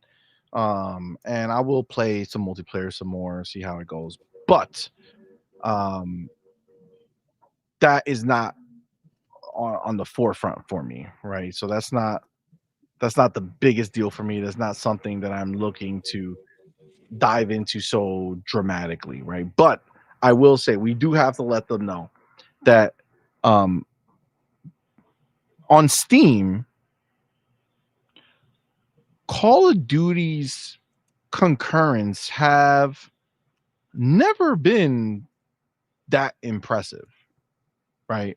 Yeah. Like they had an all-time high at some year in the back or whatever it is, but on Steam, it's never been like that crazy, right? And I think inherently, I think people tend to forget that Call of Duty really made its bones on console. Yeah. Like it was a PC game, the first one, right? I remember it very clearly because I wanted to buy a laptop, Alienware back in the day, man, back in high school, I remember. And I wanted to play Doom. And then because I got that laptop, Call of Duty was out, the original. And and I played the original Call of Duty on PC, and it was so cool, right? And it was like really doing things that I hadn't seen at that time, but it wasn't huge. And to be real, Call of Duty really wasn't huge until Modern Warfare. Yeah, well, Modern It was Warfare. It was Medal of Honor that was kind of the big one, which was a different EA property. Yeah. But that was Call of Duty is a console game first, right? Yeah. That's where the people love it. Battlefield, on the other hand, is flipped. Battlefield was primarily a PC game back in the day, and it was super popular as a PC game. And then when it came to consoles to try to battle Call of Duty, it was already too late. It never did, right? It never beat Call of Duty when it was and that trying kind of to makes beat sense. Call of Duty. When you play Battlefield, it does feel more like a PC game as far as like all the vehicles you can use, and it feels like a bigger experience, or was back then. Now Call of Duty matches it, but before it was a much bigger experience. It will eventually. Well, I don't know. The Saudis own it now, so I don't know if it'll go to Game Pass. But I think EA Play is still EA Play, so it'll still come. Everything goes eventually. Well, we didn't get the 10-hour trial. The 10-hour trial we didn't, but that's a little less because that's also happened in the past. There's also 2042. I had the trial. I used the trial for the 2042. Well, I'm not saying for Battlefield. I'm saying for EA. In the past, they've released things that they didn't do the trial for. But that being said, the idea that this has surpassed the all-time high on Steam of Call of Duty. So Battlefield 6 surpassed the all-time high of Steam, right? They think that that is a signal that Call of Duty is going to get taken down by Battlefield 6. And I got to tell you, that all-time high was a long time ago. Last year's Call of Duty, I don't think got to that all-time high. Okay, Black Ops 6, I don't think it got there. Black Ops 6 was also the best-selling game for the year, beating every other game, regardless of how many concurrents were on Steam. Black Ops 6 is still one of the best-selling games for this year, and the concurrents are not high on Steam. So I think maybe the fact that Battlefield 6 has higher concurrence than Call of Duty might not equal the sales success that Call of Duty will have. And how was Call of Duty the best-selling game last year, but it was also in Game Pass? Yeah. And plus there's multiple launchers that you can go ahead and hit Call of Duty on, and plus with Game Pass, say what you want, but you know, Game Pass is still pretty cheap for PC. I think it's like what, $15 a month or $16 a month, and you still get the day one game. So that's still an affordable option for people who only want to have like Game Pass for maybe one or two games.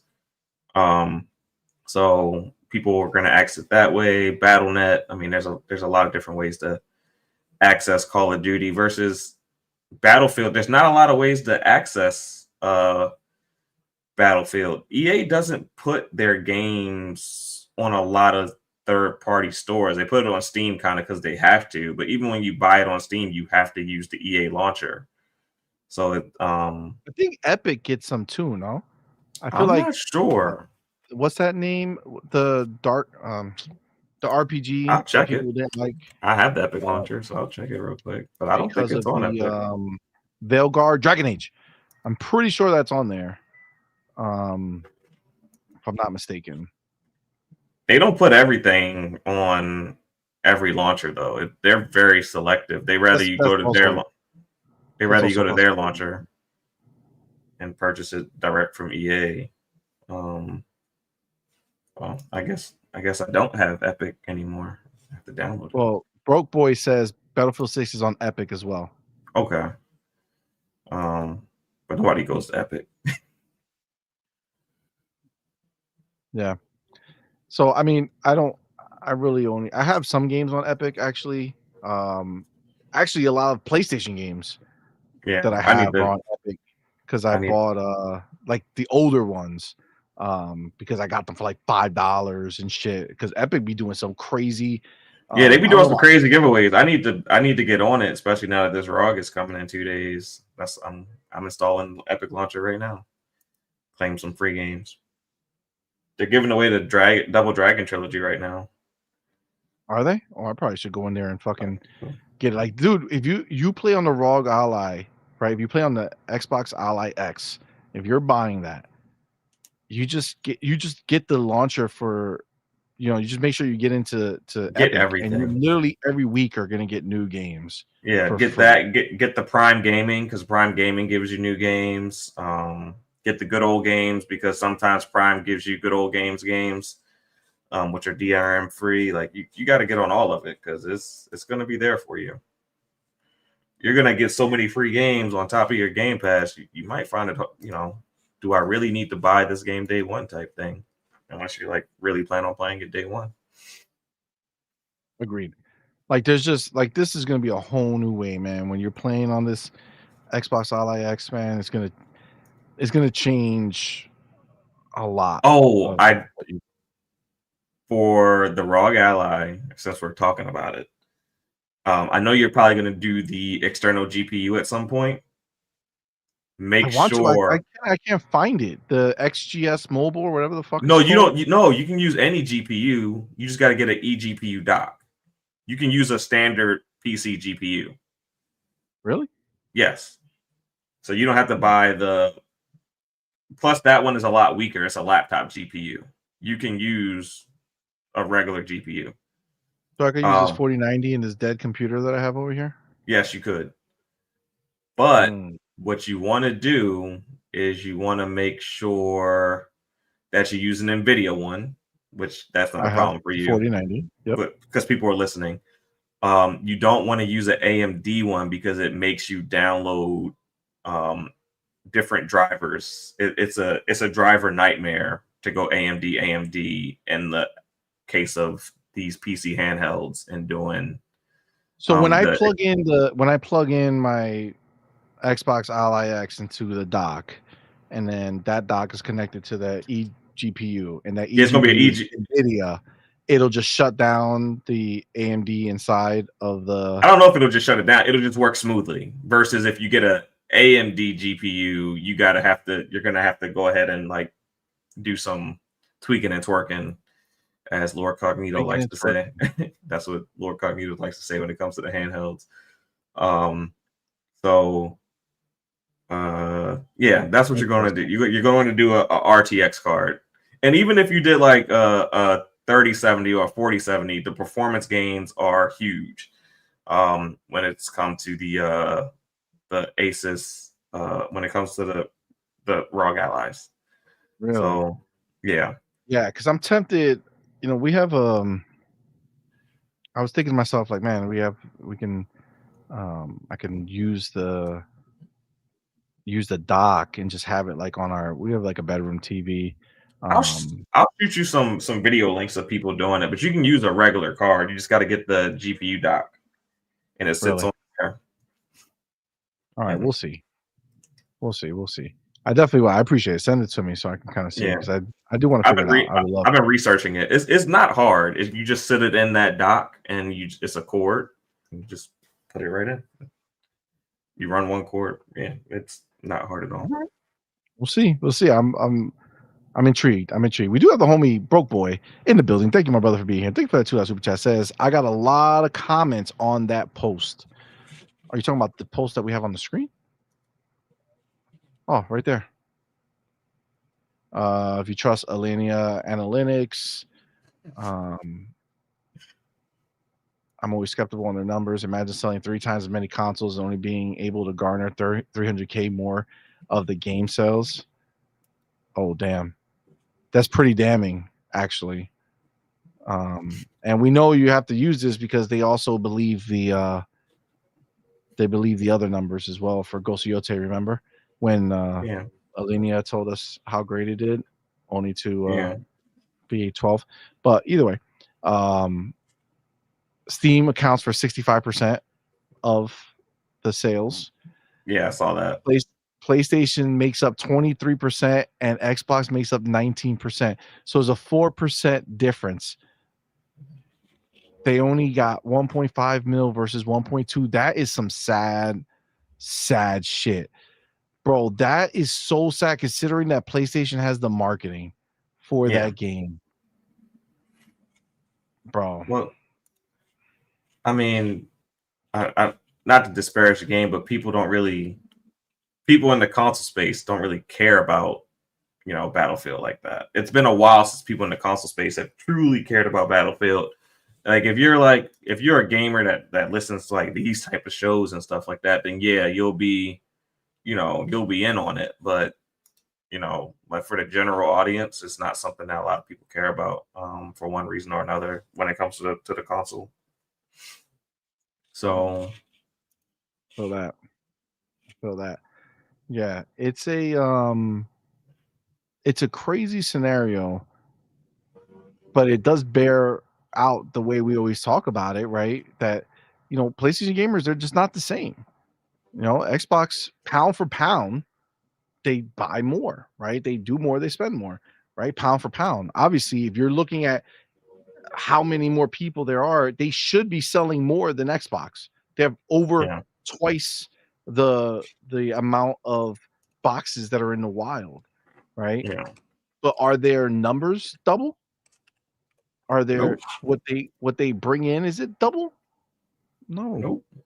No, and it's not. If it's not double, it's not more than double, which is what they are. They have more. That's than crazy. Double. So Xbox sold 1.2, PS sold 1.5. Okay, that's crazy. Ain't that some shit? Yeah, that's embarrassing, bro. That's embarrassing. But I mean, obviously, based off the show so far, it's clearly been an embarrassing time for ponies, right? Like, imagine being a pony. God damn. What a way to be. Can you imagine that? Oh my God. Ugh. I couldn't imagine being a pony. No. It's a real problem. Disgusting. You know what I'm saying? To be stuck in that scenario and to be so brainwashed and to believe that you're actually in this phenomenal scenario. You saw what I showed you. That dude said, "We're back." He thought that PlayStation was winning as if this was a first party IP. Yeah. But as you can see from here, 65% of the sales came from PC. So PlayStation ain't winning shit. And PlayStation, with more than double the boxes in the world, only sold 300K more. 1.5 versus 1.2. It's an embarrassment. But these dudes will go out there and they will post this shit and act as if that's the case, right? I'm gonna save this. I'm gonna save this tweet to you. I'm gonna bookmark this bitch.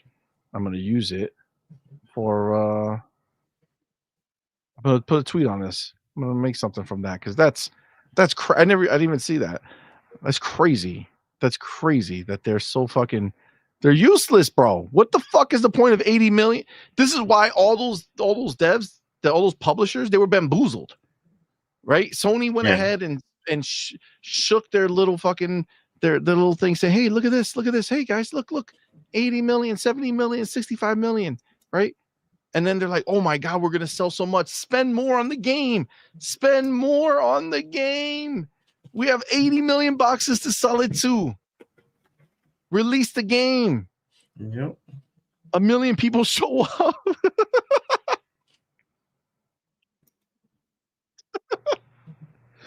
That's fucking crazy, yo. That's fucking crazy, my dude. I can't, bro. Like, that's so embarrassing. That's so embarrassing. And it just looks like the hits won't stop hitting. You know what I'm saying? Like, they just keep coming. They keep getting more and more slapped up. And the more they get slapped up, the more they wish for the death of Xbox. Ain't that some shit? Yep.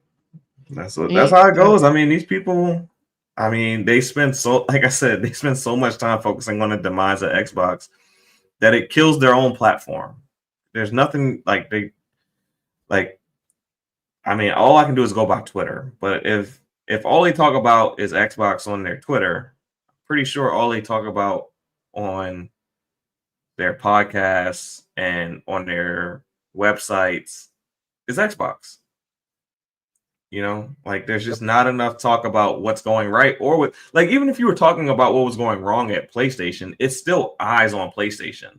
Like good news is still bad news. Like bad news is still good news. Like the fact that you're being talked about and maintaining relevancy is important, you know, and not a lot is done in the public eye to keep PlayStation and their games relevant, you know, like it's just the last game that I feel like kind of had any relevancy was Stellar Blade. Like, you know, people were at least talking about it, you know, regardless of how they felt about it. They were talking about it, but I can't, other than that, like, did anyone talk about Lost Soul Aside? No. Did Death Stranding 2 get a lot of talk? Got a little bit of talk. I just, you know, it's people aren't really talking about games over there. You know, the games that they get exclusive, no one's talking about them, you know. The only game I see people talking about is Battlefield, Digimon, and Call of Duty and the beta. And now we got these slew of Xbox games about the people are talking about games that are about to come out, but they haven't really started talking about Keeper and Ninja Gaiden yet. But I'm sure that talk will pick up when the games come out because we'll be playing them because they're in our service day one. You know, so we'll be all over it. Agreed. 150%, man. 150%. That's the reality of what it is. All right. Let me let's hop in to the next chapter real quick. So that we can bang some of this shit out. Okay.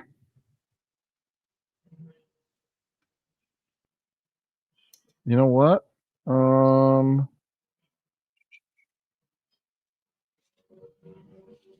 Trying to think.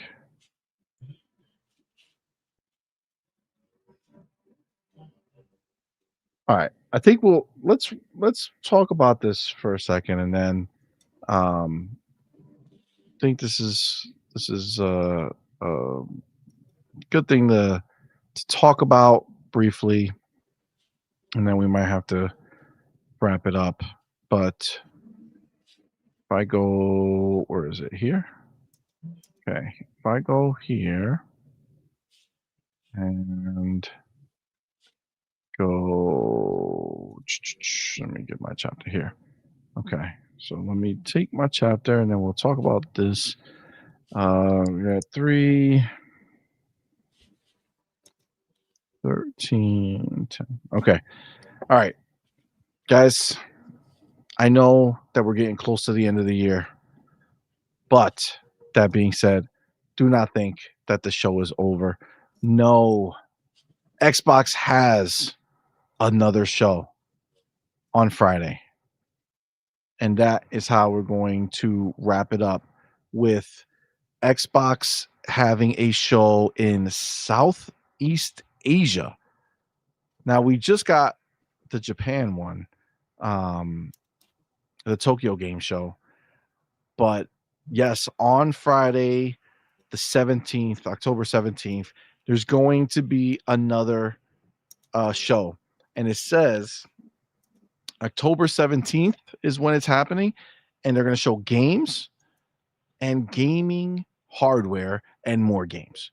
And then prizes and even more games. They're going to be showing a lot of games. Now, the question is, we've seen so many, right? So many shows, so many games being shown. By this time, Keeper would just be launching. The handheld will be out for a day. Okay. And then you still have Ninja Gaiden and Obsidian going ahead and still to come, right? When this show is happening. So and this is Gamescom in Asia. That I understand that's what it is, right? So it's Gamescom Asia. The question to you, Farrell, and not that we have anything to go by other than, and this is where it comes in handy that you brought it up earlier, other than the mystery game from Machine Games, that mystery question mark for number 6. This is an Xbox event. It's Gamescom in Asia. Gaming hardware, more games, prizes, even more games. They're going to be showing a lot of games. They're going to have a lot of games to play, right? And again, you could assume they'll have Keeper, they'll have Ninja Gaiden, they'll have Outer Worlds, and they'll have the ROG Xbox Ally X and S. I mean X and S, the ROG Ally X, or just the regular one. They'll be there. Do you think that the fact that Machine Games out of nowhere drops this random, I mean, it's not out of nowhere, 15 years, but this random, little hint that there might be one more game releasing, do you think there's a possibility that we're going to see it at this show here? And if so, do you think that that'll be the only thing they'll show? Will they show more? Or if not, what else do you think they might show? Do you think they'll show anything that's new at this Gamescom? I'm not 100% sure. I am of the mind that it's like I'll say it's 50-50, because I can see them announcing it at the Game Awards and be like, oh, it's releasing in 2 weeks, December, whatever. It's a Machine Games game. So I'm real 50-50 on it. I'd say possible, but not likely. Okay. Possible, but not likely. Okay, so if not that, obviously we know what else is going. Do you think this is going to be strictly like just a rehash of the year? Like, do you think they would go and set this up just to be a hands-on event like a PAX? Or do you think they're going to show something that's not already been shown?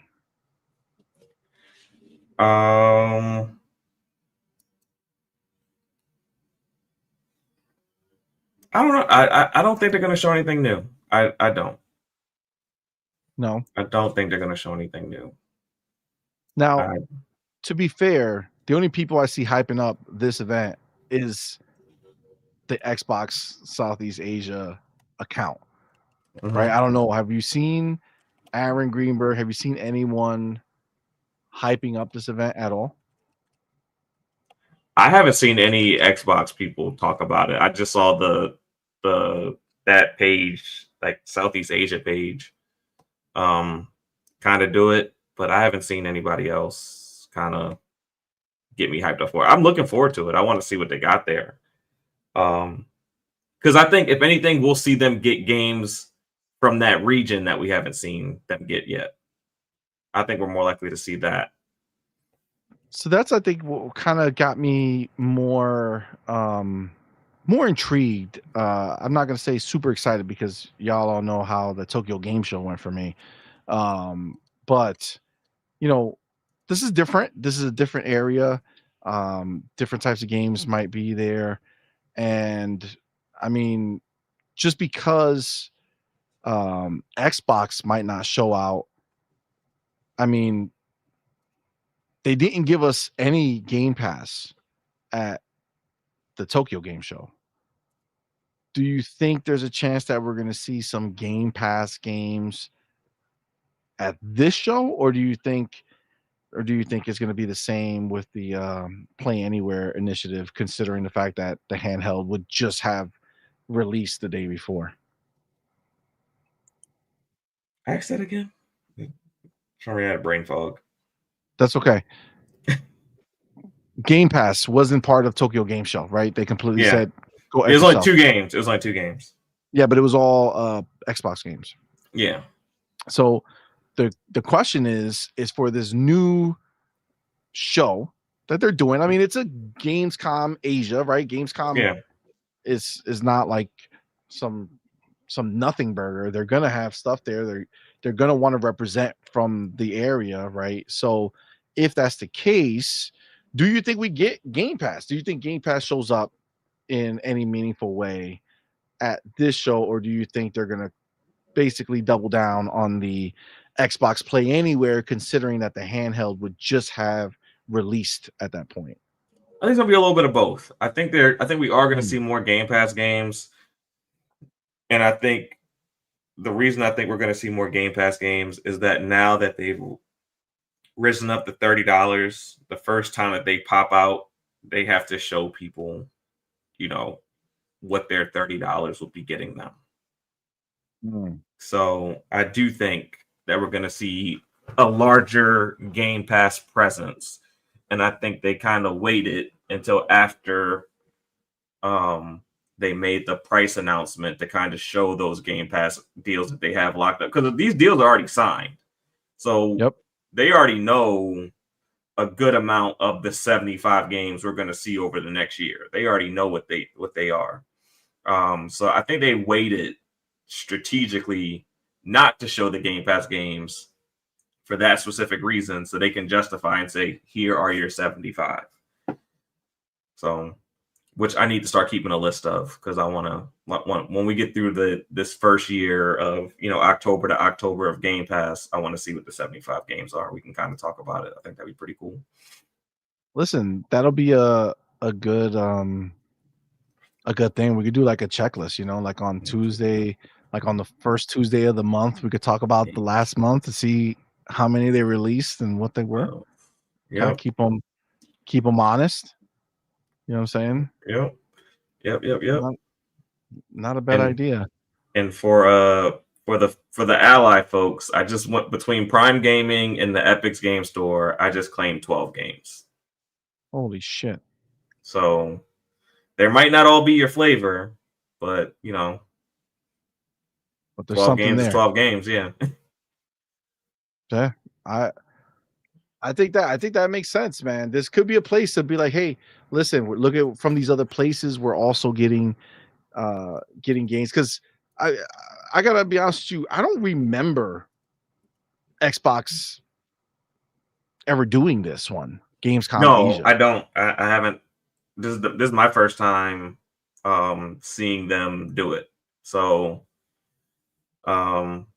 yeah, I'm excited that they are doing it, that they do want to be everywhere, because the more the Xbox brand grows, the better it is going to be for us as gamers, because they're only going to add more into Game Pass. They're only going to start to do more for us at this point. Now, maybe if it becomes a little lopsided and they no longer have competition, that might change. But as of right now, the better Xbox gets, the better our experience gets. So I'm not complaining at all. I'm rooting for them. Well, also keep in mind now that this new Xbox, they're not just there to represent a box. You know what I'm saying? So when they go over there and they're showing Ninja Gaiden, even in those areas that Xbox might not be popular, well, guess what? We're here and we have a game that you want to play and you're gonna play on your PlayStation, which is Ninja Gaiden 4, right? To a lesser extent, Outer Worlds 2, right? Yeah. Like, they are now having these games that, because they've found a way to penetrate these other hardware boxes, right? Yeah. These other platforms, they get to piggyback off of their success and sell to their fan base. And they're also in parts of the world where people actually rub like two brain cells together and like actually buy what makes the most sense. So like at some point they realize, hey, this Game Pass thing, or hey, this storefront on my PC makes more sense for me than purchasing from this storefront. So it makes sense to appear in those areas, to where people aren't necessarily console warring, but they're just making the best decisions for their wallets. Agreed. Yeah, ultimately I think this is going to be a big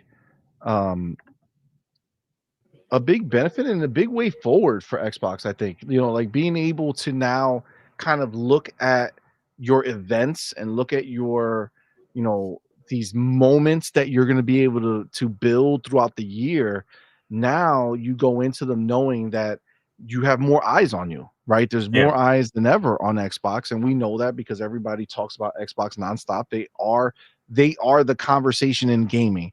I don't remember the last time anybody had a meaningful conversation about anything that wasn't Xbox related in some way, shape, or form. For instance, even the success of Battlefield is talking about comparing it to what?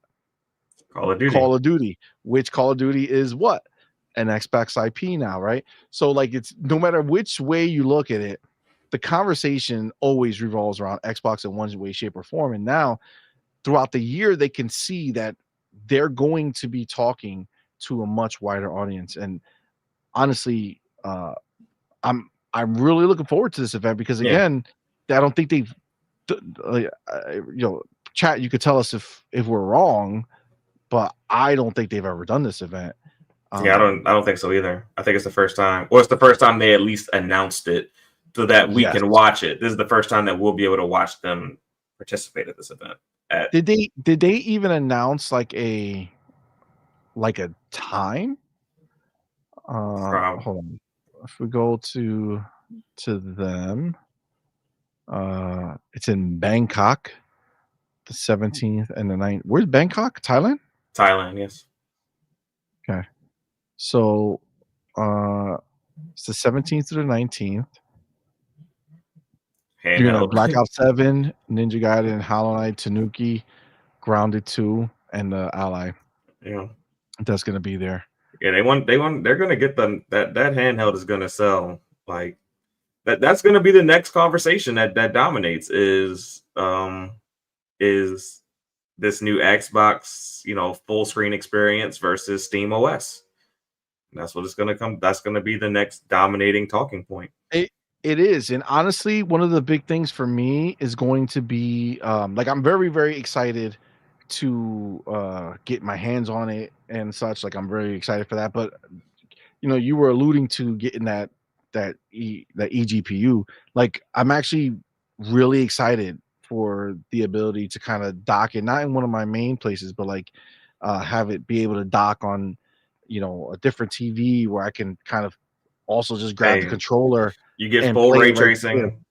I saw someone playing with a I think a 30 or 4070. They were able to get full ray tracing at 60 frames per second. And they were like playing like Cyberpunk. So what? All right, I need one of those GPUs.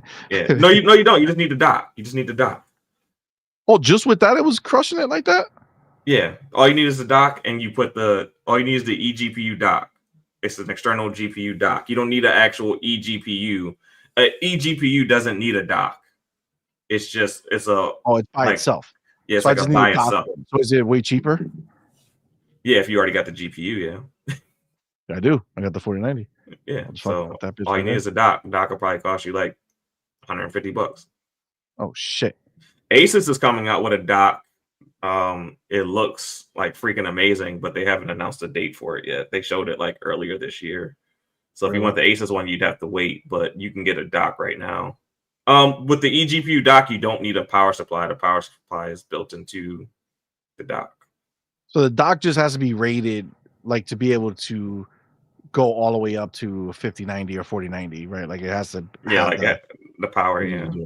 Yeah, it didn't have what I saw, it didn't require a power supply. It was just the dock. You set the GPU in the dock, and there's a connector, and you put the connector from the GPU to the PC handheld.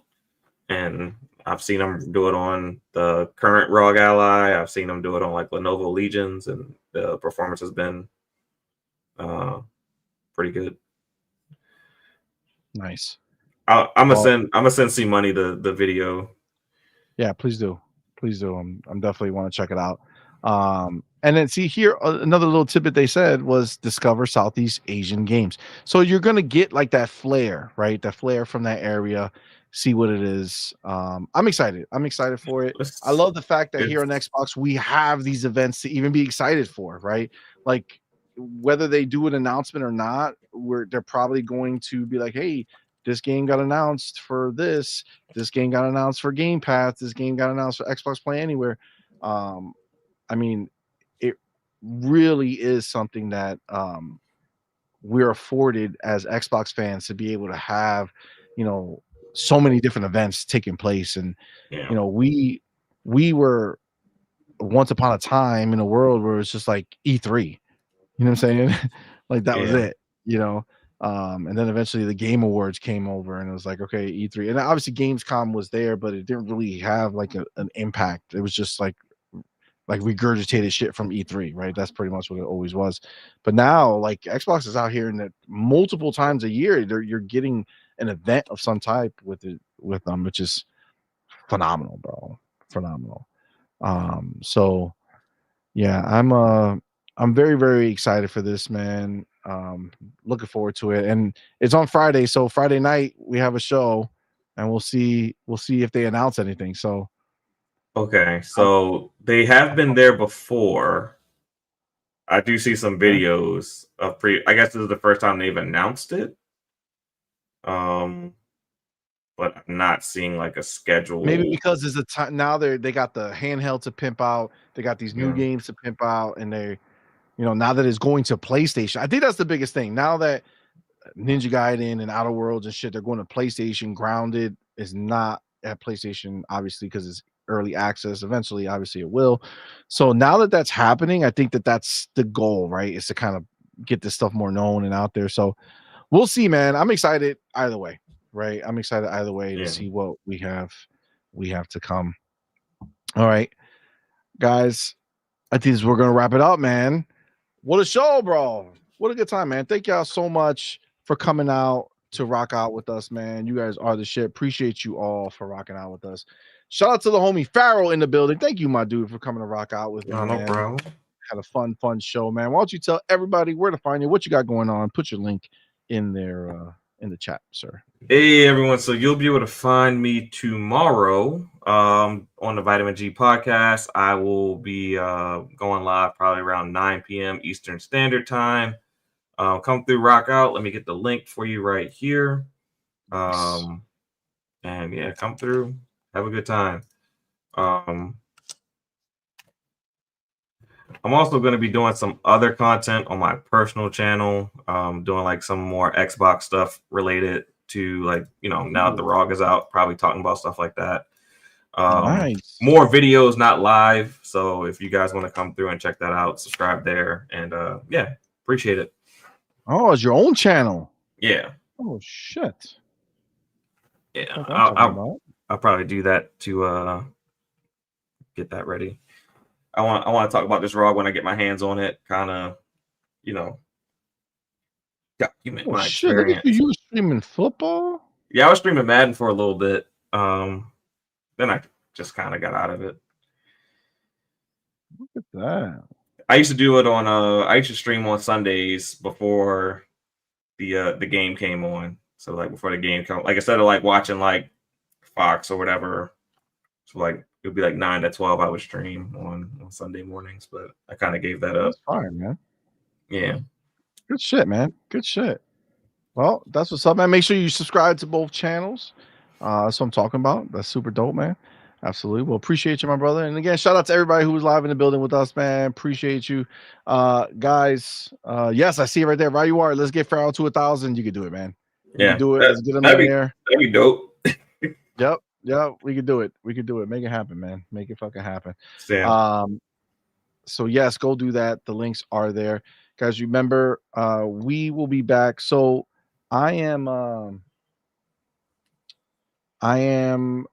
we will possibly be going live tomorrow. We moved our Thursday show to Wednesday, but we've been super busy. It's kind of difficult. So we'll see. We'll see how it goes. If we go live, it'll be around 11 a.m. tomorrow. We'll cover some of the stuff we didn't get to cover today and see whatever else is popping off. But it'll be around 11. If not, for sure, we'll be back Thursday night with we doing it live. We'll have another game to play and then a community night after that, depending on what we choose to do. But yeah, guys, and Friday. Yes, Friday we'll be back as well. Obviously, night shift, Let's All Gaming with the homie demo and Hargeet. Guys, if you haven't already, join our Discord. The link is right there below. Just copy that in. Come join, hang out with a bunch of Xbox fans, man. This is the dopest community out there. You come hang out with real Xbox homies, not these pony bots or whatever that are out there. So definitely come rock out. And of course, thank you to everybody who supports us. If you like what you've experienced hanging out with us here and you haven't done it yet, go ahead and join us as a member. You can do it for a little as $1. But you know, higher tiers are there as well. So we do appreciate all the support. Shout out to all of our members. You guys are the shit. So thank y'all so very much. And do me one other favor after the show. Make sure you go into the comments and just put something in there. You know, hey, great show, whatever it is. The same thing you're writing here, just write it there as well. It does help. You know, with the what do they call it? The Google algorithm. That's the fucking word. It does help with the algorithm. So just make sure you go over there and say what's up. Guys, thank you again, man. Appreciate y'all. With that, we're going to go ahead and end the show the way we end every single show. Doodle! She's not here, but we're done. Until next time, you're intruding.